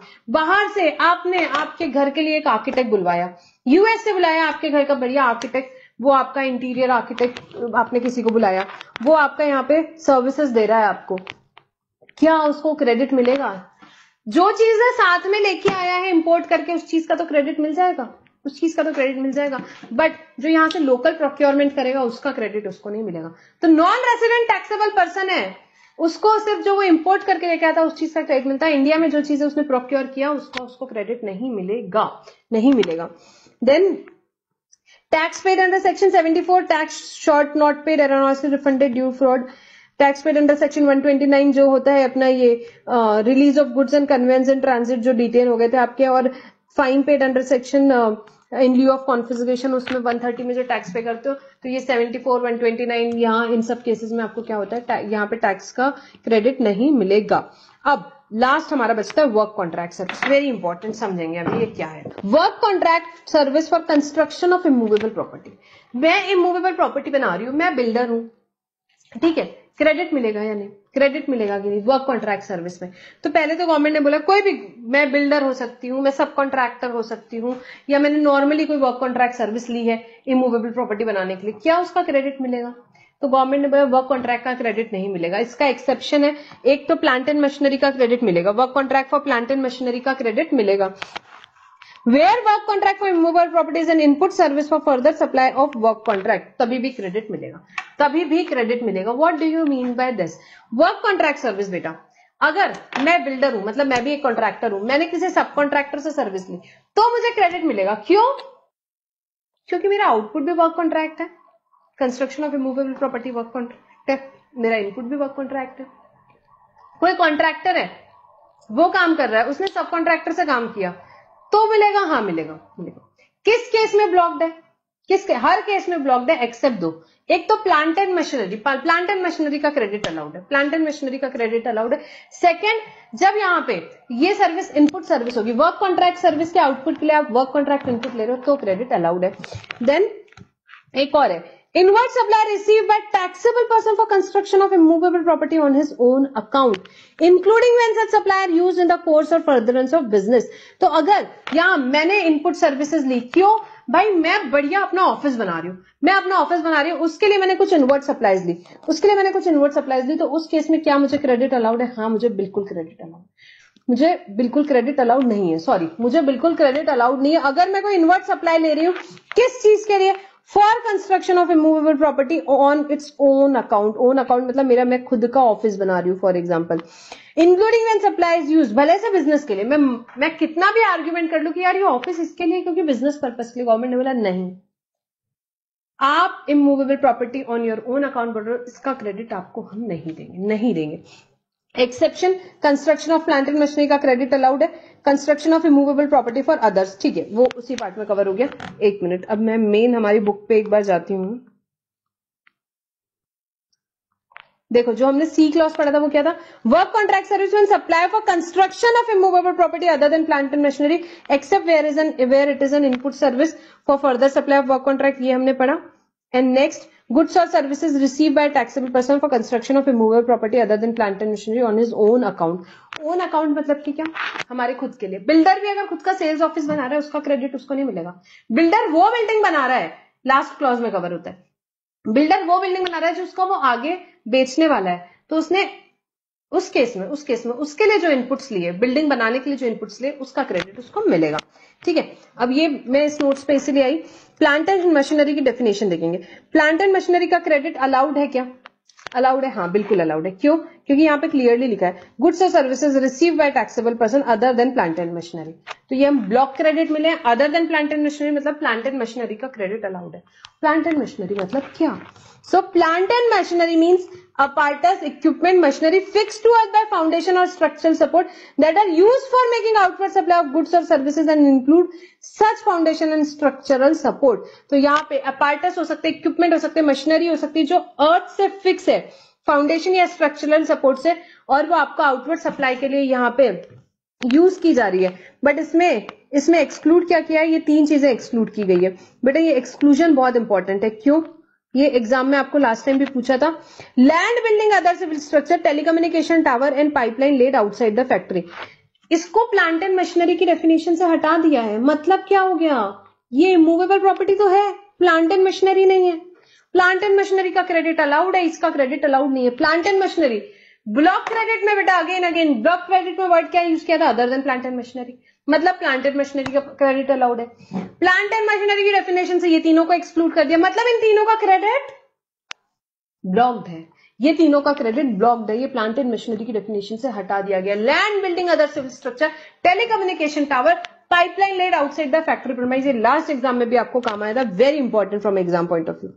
ठीक है, सो ये हमारा डिस्कशन होता है। कंस्ट्रक्शन का मतलब क्या होता है बेटा? Construction include reconstruction, renovation, addition, alteration, repair to the extent of capitalization to the said immovable property. तो यहाँ पे कंस्ट्रक्शन ऑफ इमूवेबल प्रॉपर्टी का क्रेडिट ब्लॉक्ड है, मतलब यहाँ पे reconstruction, renovation, addition, alteration, repair इन सबका भी ब्लॉक्ड है to the extent of capitalization. जितना कैपिटलाइज करो, रेवेन्यू ट्रीट करोगे क्रेडिट मिल जाएगा। रेवेन्यू आइटम है आपके तो क्रेडिट मिल जाएगा। बहुत डिटेल में डिस्कस किया बेटा, बट यहाँ पे ज्यादा टाइम नहीं देंगे। Plant and machinery we have already discussed. ठीक है, next, goods and services receive for corporate social responsibility. जो भी गुड्स या सर्विसेज हमको मिल रहे हैं, किसके लिए? CSR एक्टिविटीज के लिए हम जो भी गुड्स या सर्विसेज ले रहे हैं भाई, उसका भी क्रेडिट ब्लॉक्ड है, उसका भी क्रेडिट ब्लॉक्ड है। ठीक है, very important from exam point of view. क्या बोला? जो भी गुड्स या सर्विसेज टैक्सेबल पर्सन रिसीव कर रहा है, किस चीज के लिए यूज कर रहा है, उसका वो यूज कर रहा है या उसका इंटेंशन है उसको यूज करने के लिए, रिलेटिंग टू व्हाट CSR, तो वो क्या हो जाएगा? ब्लॉक्ड हो जाएगा, ब्लॉक्ड हो जाएगा। ठीक है, ये है ब्लॉक क्रेडिट, मतलब इन सब चीजों का क्रेडिट ब्लॉक्ड है। 100 बात की एक बात, इन सब चीजों का क्रेडिट ब्लॉक्ड है। किसी भी केस में इसमें क्या बोला गया है? आपको क्रेडिट नहीं मिलेगा, क्रेडिट नहीं मिलेगा। ठीक है, very very important from exam point of view. आगे आएंगे। नेक्स्ट यहाँ पे देखो, नवंबर 22 एग्जाम का क्वेश्चन है, 9 मार्क्स का क्वेश्चन है बेटा, ब्लॉक क्रेडिट पे क्वेश्चन है, वेरी इंपॉर्टेंट क्वेश्चन, ITC का क्वेश्चन है। ITC में आप सारे कंसेप्ट ले लो, स्पेशली ब्लॉक क्रेडिट रूल 42 43 पे क्वेश्चन आते ही हैं। ITC से अच्छा खासा वेटेज होता है। So Ram company limited registered supplier है वो, यहाँ पे कहाँ? उत्तर प्रदेश में। Is a manufacturer of goods के manufacturer. The company provides following information pertaining to GST paid on inward supply for the month of April current financial year. ठीक है, आपको करंट फाइनेंशियल ईयर की अप्रैल की यहाँ पे इन्फॉर्मेशन यहाँ पे सारी दी हुई है। ठीक है, अभी देखते हैं क्या क्या इन्फॉर्मेशन है। और नीचे क्या पूछ रहे हैं आपसे? Compute the amount of net ITC available to Ram company limited for the month of April with necessary explanation for the treatment of all the items in the table as per the provisions of the GST act. तो वो तो हमको वैसे भी लिखने ही है, यहाँ पे क्या क्या ट्रीटमेंट है वो सब लिखने होते हैं, उसमें मार्क्स होते हैं। Subject to information given above, assume the other conditions necessary for availing ITC has been fulfilled। ठीक है, all the above inward supply except third point have been used in the manufacture of taxable goods। third point वो बोल रहे हैं यहाँ पे use किया, यहाँ पे क्या बोले? बाकी सारी चीजें यूज की गई है taxable goods के लिए। देखते हैं एक एक point. Life insurance premium paid by company for life insurance cover of factory employees as per the policy of company.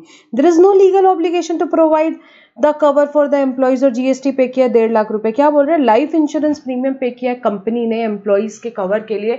यहाँ पे कंपनी की पॉलिसी है, यहाँ पे कोई पॉलिसी, कोई लीगल ऑब्लिगेशन नहीं है, कोई लीगल ऑब्लिगेशन नहीं है। तो भाई क्या हो जाएगा? ब्लॉक हो जाएगा, ब्लॉक हो जाएगा, ब्लॉक क्रेडिट 17(5) के हिसाब से।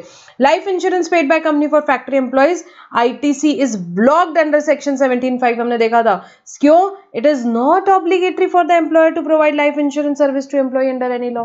कोई लॉ में ऑब्लिगेटरी नहीं हो, फिर भी आप प्रोवाइड कर रहे हो, आपका क्रेडिट ब्लॉक्ड हो जाएगा, क्रेडिट ब्लॉक्ड हो जाएगा। लॉ में ऑब्लिगेटरी होता तो फिर क्रेडिट मिल जाता, तो फिर क्रेडिट मिल जाता। ठीक है, तो एक्सप्लेनेशन भी हमें लिखना है। इन the month of September previous financial year, पिछले साल सितंबर में राम कंपनी ने क्या किया? अवेल किया आईटीसी 2,40,000 का on purchase of raw material.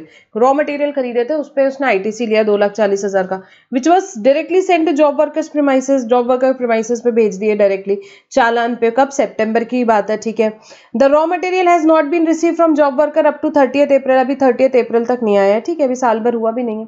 So raw material send to job worker ITC is taken in the month of September last year. आपने already ले चुके हो। Is valid since 1 year from the date of receipt of invoice inputs by the job worker has not yet elapsed, there will be no tax liability on such inputs। ठीक है, अभी 1 साल होने का है और आपने क्या किया? अभी पिछली बार आपने क्रेडिट ले लिया है, तो ठीक है, अभी कुछ भी नहीं करना है। Raw material purchase which were use for exempted goods supplied as zero rated supply. अच्छा, ये जो 50,000 का आपने क्या किया है? रॉ मटेरियल्स आए, किसके लिए ले लो? जीरो रेटेड सप्लाईज के लिए। जीरो रेटेड सप्लाईज के लिए अगर हम कोई भी रॉ मटेरियल लेते हैं, हमें उसका क्रेडिट मिलता है। इवन तो आप भले जीरो रेटेड सप्लाई की एग्जाम सप्लाई होती है, परंतु सिर्फ जीरो रेटेड सप्लाईज के लिए आप कोई भी गुड्स या सर्विसेज लेते हो, उसका क्रेडिट मिलता है। ठीक है, तो यहाँ पे देखो लिखा भी था, all inward supply except 3 has been used in manufacture of taxable goods. बाकी सारी टैक्सेबल गुड्स के लिए यूज किए, खाली एक आप किसके लिए यूज कर रहे हो? जीरो रेटेड सप्लाई के लिए यूज कर रहे हो। तो अगर हम जीरो रेटेड सप्लाई के लिए कुछ यूज कर रहे हो, कोई रॉ मटेरियल ले रहे हो, उसका क्रेडिट मिलता है। कोई दूसरी एग्जाम सप्लाई होती है, उसके लिए लिया होता तो फिर क्रेडिट नहीं मिलता है। सो जीरो रेटेड सप्लाई के लिए, जीरो रेटेड सप्लाई क्या होती है? सप्लाई टू एसईजेड, यहाँ पे कर रहे हो फॉर ऑथराइज्ड ऑपरेशन या एक्सपोर्ट कर रहे हो आप, तो उस केस में उसके लिए जो भी इनपुट्स यहाँ लेते हैं हम, उसका हमको क्रेडिट मिलता है, उसका क्रेडिट मिलता है। तो ये 50,000 का क्रेडिट मिल जाएगा। उसके बाद work contract service use for repair of factory building which is debited in PNL account. Work contract service है, यहाँ लिया है आपने फैक्ट्री बिल्डिंग रिपेयर करने के लिए, पर क्या किया? डेबिट किया है। कहाँ पे? पीएनएल अकाउंट में। डेबिट किया है पीएनएल अकाउंट में। So work contract service, ITC on work contract service क्या होता है?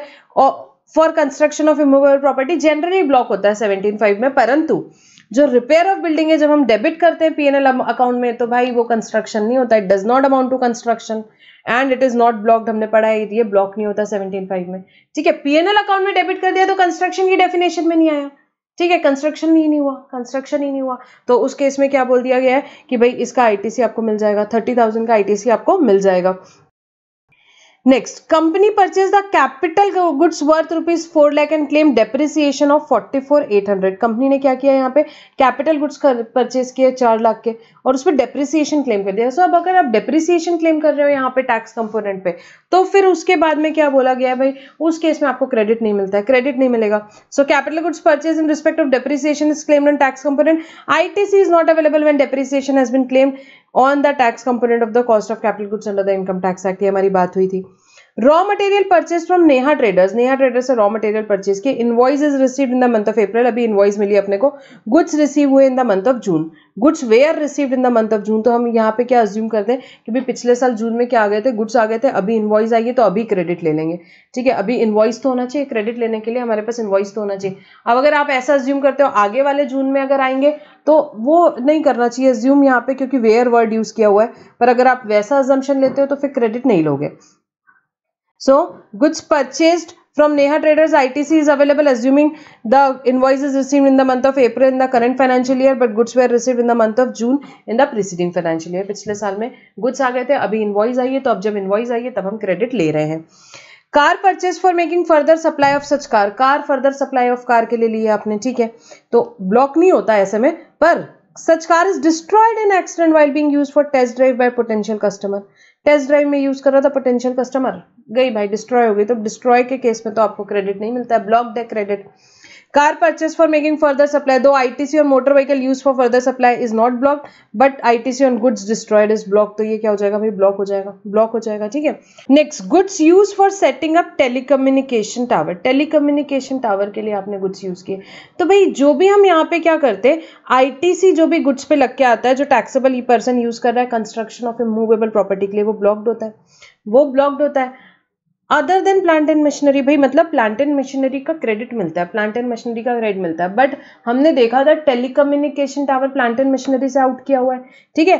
Plant and machinery excludes telecommunication tower, तो फिर क्या हो जाएगा, आईटीसी आपका ब्लॉक हो जाएगा भाई, आईटीसी आपका ब्लॉक हो जाएगा। एंड टोटल आईटीसी अवेलेबल क्या हो जाएगा, 1 लाख हो जाएगा, 1 लाख हो जाएगा, ठीक है। ऐसे तो बेटा बहुत सारे प्रॉब्लम्स है जो कि आप प्रैक्टिस कर सकते हो, but again what is important, concept याद रखो, वो कंसेप्ट आपको अप्लाई करना पड़ेगा।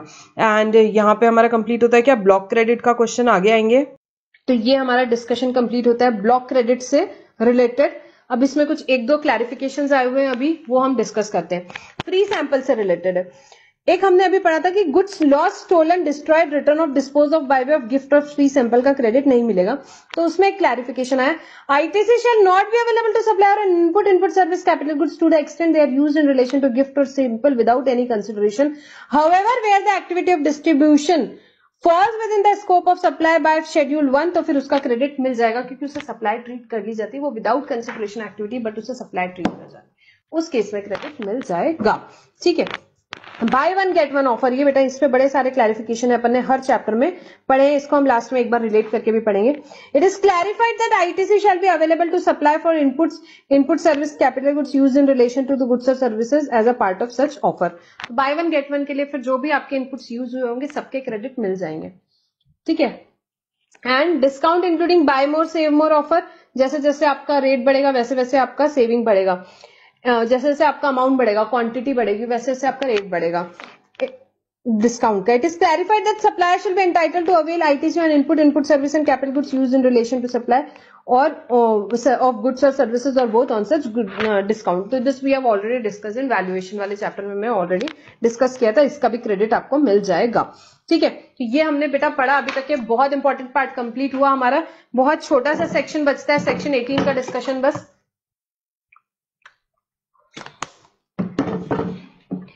ठीक है। सेक्शन 17(5) बहुत इंपॉर्टेंट हमने पढ़ा, रूल 42, 43, सेक्शन 17(3), सेक्शन 16, सब कुछ हमने पढ़ा, बहुत इंपॉर्टेंट है। ब्लॉक क्रेडिट का स्पेशली विद सबसेक्शन याद रखने का है आपको, और ये छोटे मोटे क्लैरिफिकेशंस है, ये हम एक बार लास्ट में रिलेट करके पढ़ेंगे। नाउ सेक्शन 18 किससे रिलेटेड है, 5 मिनट में रिवाइज करेंगे। इसमें भी बहुत सारे प्रॉब्लम्स दिए हुए हैं क्वेश्चन बैंक में, जो अपन ने क्लास में सॉल्व किए थे, आपको वो 1-2 बार सॉल्व करने हैं।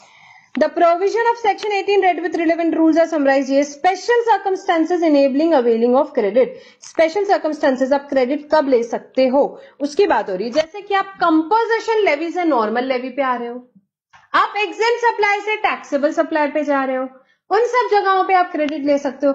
आप यहाँ रजिस्ट्रेशन लेने वाले हो, वॉलंटरी रजिस्ट्रेशन लेने वाले हो, या आप नॉर्मल रजिस्ट्रेशन में आ रहे हो, तो उस केस में जो स्टॉक पड़ा हुआ है उसका क्रेडिट आपको अलाउड है क्या, उसके सर्कमस्टांसेस है। क्यों इन सब चीजों में क्रेडिट मिलता है बेटा, क्योंकि जैसे कि फॉर एग्जाम्पल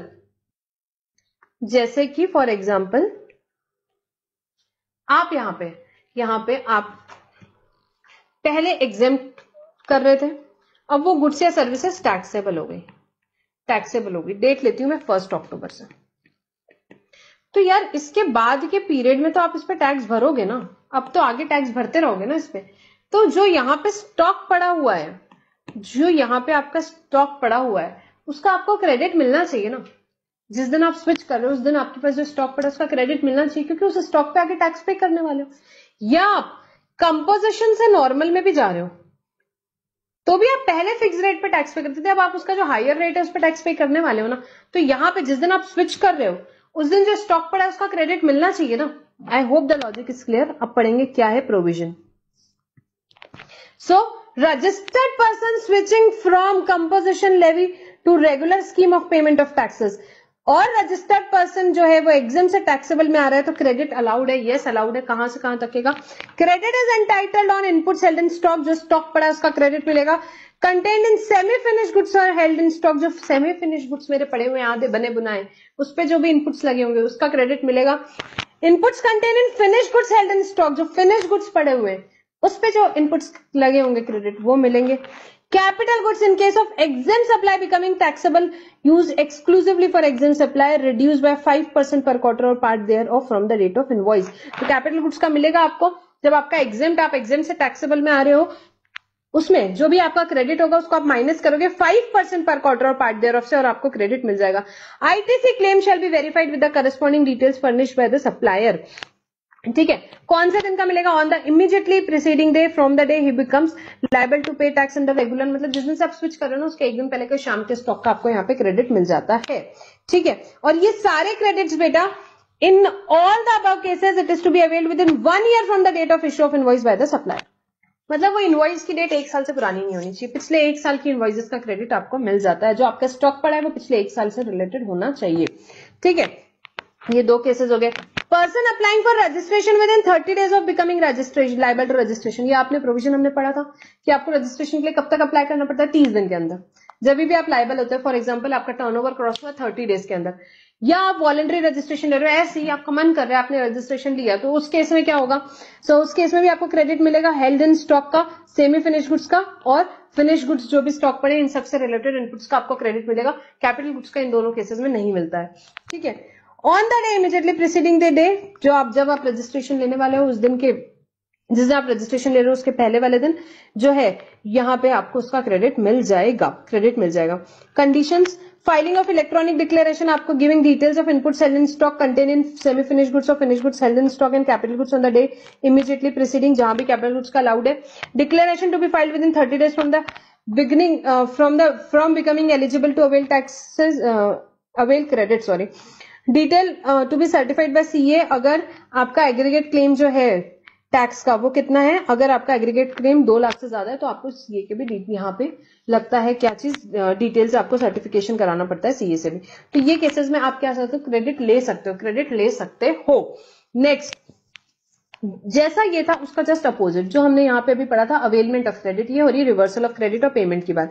मतलब कि आप नॉर्मल से कंपोजिशन में जा रहे हो, आप टैक्सेबल से एग्जेम्प्ट में जा रहे हो, आप रजिस्ट्रेशन आपका कैंसिल कर रहे हो, इन सारे केसेस में क्या होगा? ऑब्वियसली जो भी आपका स्टॉक पड़ा है उसका क्रेडिट रिवर्स कर लो, क्योंकि आगे आप टैक्स पे करने वाले हो नहीं, या कंपोजिशन में जा रहे हो तो आपको अलाउड ही नहीं है, फिक्स रेट से टैक्स पे करोगे तो आपने क्रेडिट रिवर्स करना पड़ेगा या पे करना पड़ेगा। देखते हैं क्या है।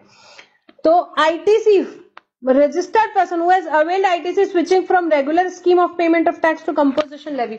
बेटा ये चैप्टर बहुत इंपॉर्टेंट है, जिन बच्चों ने मुझसे पढ़ा है या नहीं पढ़ा है, इसका क्वेश्चन बैंक जो मेरा अवेलेबल है वेबसाइट पे जरूर सॉल्व कर लेना। जिन्होंने पढ़ा है अपन ने क्लास में सॉल्व कर चुके हैं, जो इंपॉर्टेंट क्वेश्चंस मार्क्ड है वो आप एक बार देख लीजिए वापस से, और बाकी बच्चे सारा क्वेश्चन बैंक इसका करो, इसमें से काफी कुछ क्वेश्चन आपके एग्जाम में आना है।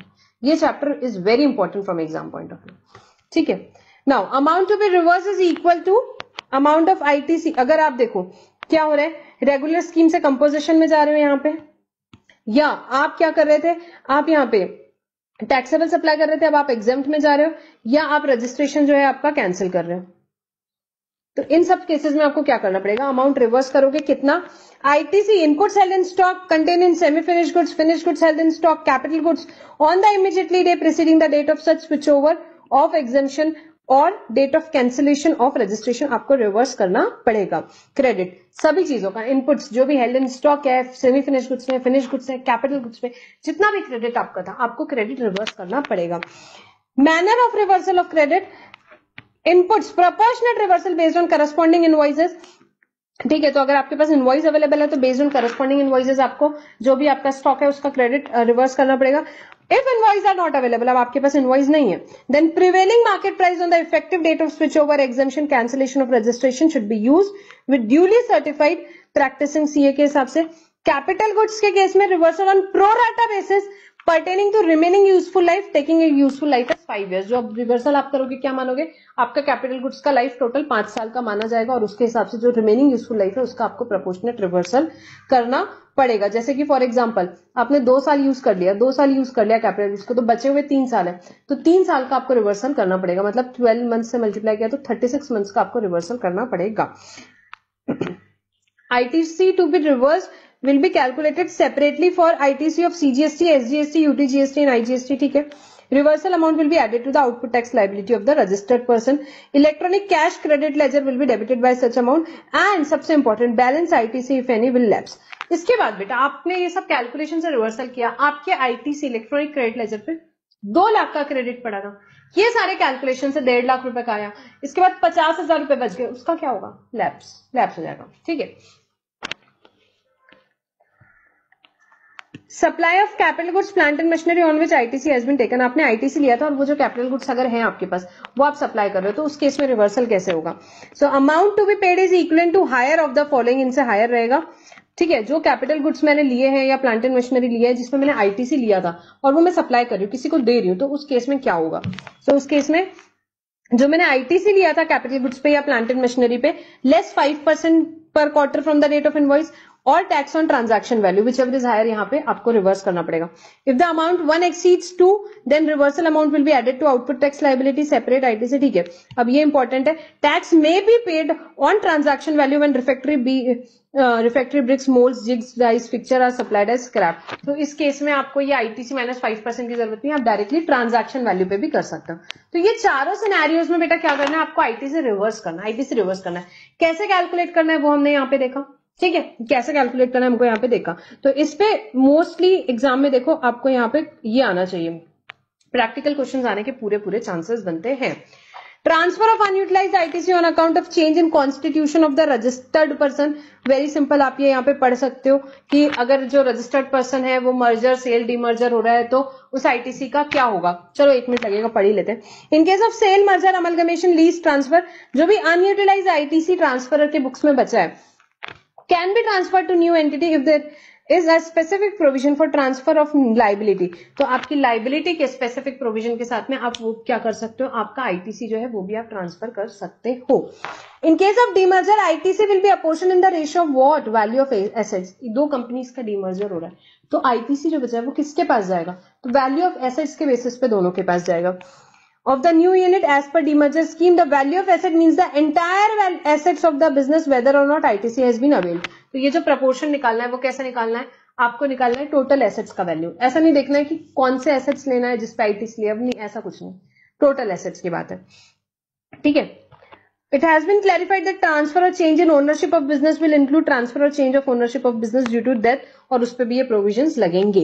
नेक्स्ट बेटा यहाँ पे ना सीबीआईसी का क्लैरिफिकेशन आया इसी इशू पे, इसी से regarding clarification regarding apportionment of ITC in case of business reorganisation. Business reorganisation का केस है भाई, तो यहाँ पे जो वैल्यू ऑफ एसेट्स है और आईटीसी का बैलेंस है उससे रिलेटेड क्लैरिफिकेशन आया, ठीक है।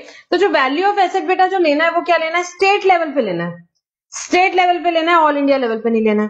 So the value of assets of the new units is to be taken at the state level, at the level of distinct person and not at all India level, and not at bit of what all India level पे नहीं लेना है। Ratio of value of asset shall be applied to total amount of unutilized ITC of the transferor। जो ratio of value of asset रहेगा बेटा, जो हमारा ratio of value of asset है उसको किस पे अप्लाई करेंगे हम, अब on the unutilised amount of ITC of transfer, पूरा sum CGST, SGST, UTGST, IGST total करेंगे, नॉट इंडिविजुअली, सेपरेटली नहीं अप्लाई करना है। आईटीसी का टोटल कर लिया, उस पे करोगे क्या आप, ratio of value of asset, ratio of value of asset आप अप्लाई करोगे स्टेट लेवल पे। हर एक स्टेट ने कितना कितना उसके पास जो जितना टोटल था उसमें से कितना ट्रांसफर किया, वो स्टेट का वैल्यू ऑफ एसेट आ गया, उसको आप अप्लाई करोगे आईटीसी, टोटल आईटीसी पे। The total of amount of ITC to be transferred, वापस से पढ़ती ऊपर वाला point, the ratio value of asset shall be applied to on what बेटा, total amount of ITC of transfer, that is the sum of all GST। This formula need not be applied separately in each head, ठीक है। The total amount of ITC to be transferred to the transferee, that is the sum of this GST should not exceed the amount of ITC to be transferred। हाँ, but total ITC जो उसको transfer करना है उससे ज्यादा नहीं होना चाहिए। However, transferor shall be at liberty to determine the amount transferred under each head। Transferor decide करेगा कि उसको हर एक हेड में कितना करना है, जीएसटी टोटल कितना करना है वो इस फॉर्मूले से निकलेगा, ठीक है। Subject to the balance of ITC available under that head, उस हेड में जितना बैलेंस अवेलेबल है उतना ही कर सकेंगे, बट फिर भी मैक्सिमम। तो बेटा यहाँ पे एक पॉइंट और लिखना है, यहाँ पे आप लिख लो, ratio of value of asset जो रहेंगे हम स्टेट वाइज जो डिस्टिंक्ट पर्सन लेवल पे लेना है वो किस दिन का लेना है, अपॉइंटेड डेट ऑफ डीमर्जर पे, appointed date of demerger. Ratio of value of asset, और उसको अप्लाई किस पे करना है, आईटीसी बैलेंस पे। आईटीसी बैलेंस कौन से दिन का लेंगे, date of filing GST ITC 02, date of filing GST ITC 02। तो ये आप वहां पे लिख लो। अब एक मिनट, ये इस पे ना एक प्रॉब्लम भी हमने आपको याद, नवंबर 20 के जो अमेंडमेंट्स डिस्कस हुए उसमें सेपरेटली बहुत डिटेल डिस्कशन हुआ है। ये क्विक रिविजन है, क्विकली जा रहे हैं, तो वहां पे ये एक प्रॉब्लम भी हमने सॉल्व किया था। मैं पूरा प्रॉब्लम नहीं ले रही हूं, मैं जस्ट आपको एक ब्रीफ रिवीजन करा रही हूँ। तो यहाँ पे क्या करना है, मुझे हर एक स्टेट का ratio of value of asset to the transfer ही लेना है कि भाई इस स्टेट के टोटल एसेट कितने थे, उसमें से कितने ट्रांसफर किए, उससे क्या निकल जाएगा, ratio of transfer he, value of asset जो हमारा ट्रांसफर हो रहा है। इसको किस पे अप्लाई करेंगे बेटा, टोटल आईटीसी। सबसे पहले दिल्ली का केस देखते हैं। हमारे एग्जांपल में अगर हम देखेंगे तो दिल्ली में 70% एसेट ट्रांसफर हुए, दिल्ली में 70% एसेट ट्रांसफर हुए। दिल्ली का आईटीसी बैलेंस 50 लाख है, 50 लाख पे 75% अप्लाई करेंगे तो 35 लाख का जो आपको टैक्स क्रेडिट है वो ट्रांसफर करना है। किस साइड में, वो डिसाइड करेगा ट्रांसफर डिसाइड करेगा। तो उसने सोचा मैं सीजीएसटी एसजीएसटी में 10-10 लाख कर देता हूं और आईजीएसटी 15 लाख करता हूं, कोई गवर्नमेंट को प्रॉब्लम नहीं, कर दो। बट मैक्सिमम सीजीएसटी में कितना ही कर सकता है, 10 लाख, क्योंकि उसमें है ही 10 लाख, हरियाणा यूनिट ने टोटल रेशो वैल्यू कितना ट्रांसफर किया, उसके जितने एसेट थे टोटल उसका 40% ट्रांसफर किया, तो उसके इसमें 40% लगेगा। ऑल इंडिया का टोटल नहीं करेंगे, स्टेट का किया हमने। 40% 70 लाख पे अप्लाई किया तो 28 लाख उसने ट्रांसफर करना है। तो उसने डिसाइड किया कि भाई मैं मेरा आईजीएसटी पूरा ट्रांसफर कर देता हूं, तो 20 लाख वहां से ट्रांसफर कर दिया। सीजीएसटी 5 लाख करता हूँ, सीजीएसटी 3 लाख करता हूँ, एसजीएसटी 3 लाख करता हूँ, उसकी इच्छा कर सकता है, कोई दिक्कत नहीं। पर आईजीएसटी कितना कर सकता है, मैक्सिमम 20, क्योंकि उसमें अवेलेबल ही मैक्सिमम 20 है। तो इस तरीके का बेटा कभी बार प्रैक्टिकल प्रॉब्लम आ सकता है, तो आपने ये याद रखना है। और ratio of value of asset अगर आपको कई अलग अलग दिनों को दिया है तो आपको कौन से दिन का उठाना है, अपॉइंटेड डेट ऑफ डीमर्जर को उसको अप्लाई करना है टोटल आईटीसी पे, तो आपको आ जाएगा कि भाई कितना आईटीसी ट्रांसफर करना है, किस हेड पे वो देखना है, वो देख लेगा खुद। और डेट ऑफ फाइलिंग आईटीसी 02 के दिन का आईटीसी लेना है। तो ये एक थोड़ा सा क्लैरिफिकेशन आया, इस पे कभी कभार प्रैक्टिकल प्रॉब्लम आने के पूरे चांस बनते हैं एग्जाम में। ठीक है बेटा, ठीक है। अब कंसेप्ट हम यहाँ पे पढ़ेंगे सेक्शन 20 जो आईएसडी से related. The provision of section 20 relating to ISD are summarised as under. बेटा बहुत बड़ा चैप्टर था, मैंने बहुत कोशिश किया कि मिनिमम टाइम में मैं इसको कवर कर सकूं, फिर भी मैं वापस बोल रही हूँ, क्वेश्चन बैंक जरूर करना इसका। आईएसडी क्या होता है भाई, इनपुट सर्विस डिस्ट्रीब्यूटर, जो बेसिकली हेड ऑफिस हो गया, अकाउंट्स ऑफिस हो गया, यहाँ पे एडमिन ऑफिस हो गया, जो इनपुट सर्विसेज दूसरी यूनिट्स के बिहाफ में ले रहा है और फिर वो डिस्को डिस्ट्रीब्यूट करता है, जैसे कि एडवर्टाइजमेंट फंक्शन हो सकता है। So ISD is basically an office meant to receive tax invoice towards receipt of input service and distribute the credit of taxes paid on such input service to supplier units having same PAN proportionately. An ISD is required to obtain separate registration even though it may be separately registered. ठीक है, तो ISD को separate registration लेना पड़ेगा, अगर even if वो separately registered है तो भी लेना पड़ता है। ठीक है, सेक्शन 24 में हमने पढ़ा था।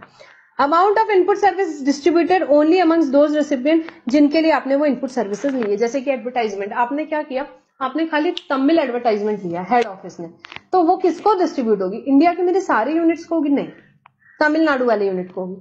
ठीक है, मैंने इंग्लिश में एडवर्टाइजमेंट किया, वो पूरे इंडिया में चल रहा है, तो वो ऑब्वियसली मैं मेरे 29 स्टेट्स में जितने यूनिट्स है मैं उनको डिस्ट्रीब्यूट कर सकता हूँ वो सर्विस का ITC. The ITC is distributed amongst the operational units only and in the ratio of turnover in the state or union territory of the recipient during the relevant period to the aggregate turnover of all recipient during the relevant period to whom the input service is being distributed. Turnover in the state to that aggregate, यहाँ पे turnover in the state to the aggregate turnover of all recipient के basis पे आपको करना है। Turnover in the state और union territory की definition हमने कंपोजिशन लेवी वाले चैप्टर में ऑलरेडी पढ़ी है। Relevant period is the previous financial year और लास्ट क्वार्टर, इस पीरियड के टर्नओवर के बेसिस पे आपको करना पड़ेगा। Prior to the month for which the distribution for which the turnover of the all recipient is available, तो लास्ट ईयर का टर्नओवर ले सकते हो या आप लास्ट क्वार्टर का टर्नओवर ले सकते हो। Distributed ITC should not exceed the credit available, जितना क्रेडिट आपके पास अवेलेबल है उससे ज्यादा आपको डिस्ट्रीब्यूट नहीं करना है, बेसिक सी बात है। ISD input service distributor should issue an ISD invoice for distributing ITC. It should be clearly indicated in invoice that issue is that the invoice is issued for distribution of ITC. ठीक है, the ISD needs to issue a ISD credit note for reduction in credit if the distributed credit gets reduced for any reason. ITC available for distribution in a month is to be distributed in the same month. It is a monthly activity बेटा, every month आपको ये यहाँ पे distribute करना पड़ेगा। Details of distribution of credit and all ISD invoice should be furnished by ISD in monthly GSTR 6 within 13 days. ठीक है, ये तो If the ISD has distributed excess credit to recipient, the excess will be recovered from the recipient with interest as if it is not it was not tax paid. For the purpose of this section, turnover in relation to any registered person engaged in supply of taxable goods as well as the goods which are not taxable under this act, the value of turnover should be reduced by. पहले excise duty, state excise duty, central excise duty, VAT को ही यहाँ पे exclude करना था, आपको CST को भी अभी एक्सक्लूड करना है. तो ठीक है, अब यहाँ पे देखेंगे. ठीक है, तो ये आईएसडी का हमने यहाँ पे डिस्कशन किया. तो आपका आईजीएसटी का क्रेडिट है, अब मैं सर्विस लिए उसको कैसे डिस्ट्रीब्यूट करोगे, एज आप आईजीएसटी आगे डिस्ट्रीब्यूट कर सकते हो. सीजीएसटी एसजीएसटी का है, सेम स्टेट में रिसिपिएंट और आईएसडी दोनों है, तो इसको आप सेम स्टेट में, महाराष्ट्र में ही है मेरा क्या बोलते हैं एचओबी, मतलब आईएसडी वाला यूनिट भी नॉर्मल यूनिट भी, तो मैं उसको सीजीएसटी एसजीएसटी जैसे डिस्ट्रीब्यूट कर सकती हूँ. पर अगर डिफरेंट यूनिट में है तो सामने वाले को काम नहीं आएगा, तो उसे एज अ आईजीएसटी डिस्ट्रीब्यूट करना चाहिए, एज अ आईजीएसटी डिस्ट्रीब्यूट करना चाहिए. Next and last in this chapter क्या भाई, यहाँ पे देखो हेड ऑफिस ने ब्रांच ऑफिस के लिए कोई कॉमन इनपुट सर्विसेज ली, कॉमन इनपुट सर्विसेज ली, तो उस केस में कैसे करना. तो हेड ऑफिस के पास दो ऑप्शन है. क्या दो ऑप्शन है, वो डिस्ट्रीब्यूट कर सकते हैं ITC using ISD mechanism, input service distributor mechanism use करके डिस्ट्रीब्यूट कर सकती है. उस केस में उनको रजिस्ट्रेशन देना पड़ेगा as a input service distributor under section 24, यहाँ पे जैसे बात हुई थी हमारी. अगर एचओ क्या कर रही है, ऑप्ट कर रही है आईएसडी मैकेनिज्म के लिए, इनपुट सर्विस एट्रीब्यूटेबल होनी चाहिए स्पेसिफिक बीओ को, एक बात. और सेकंड बात क्या है, यहाँ पे उनको यहाँ पे क्या करना चाहिए, रजिस्ट्रेशन लेना चाहिए as a input service distributor, registration लेना चाहिए as a input service distributor. ठीक है, ये एक बात हुई. दूसरा ऑप्शन है टैक्स इनवॉइस इशू कर दो, टैक्स इनवॉइस इशू कर दो कंसर्न बीओ को, और यहाँ पे क्या कर दो, आप यहाँ पे क्रेडिट डिस्ट्रीब्यूट कर सकते हो. बस एक ही शर्त है, क्या, वो सर्विसेज एक्चुअली कंसर्न बीओ को प्रोवाइड की होनी चाहिए, एक्चुअली कंसर्न बीओ को प्रोवाइड की होनी चाहिए. ठीक है बेटा, तो यहाँ पे कंप्लीट होता है ये clarification and this chapter very very very important chapter from exam point of view. यहाँ पे ये बिल्कुल एग्जाम में बहुत अच्छा खासा वेटेज रहता है. So will stop our discussion over here for this chapter बेटा. Thank you for now.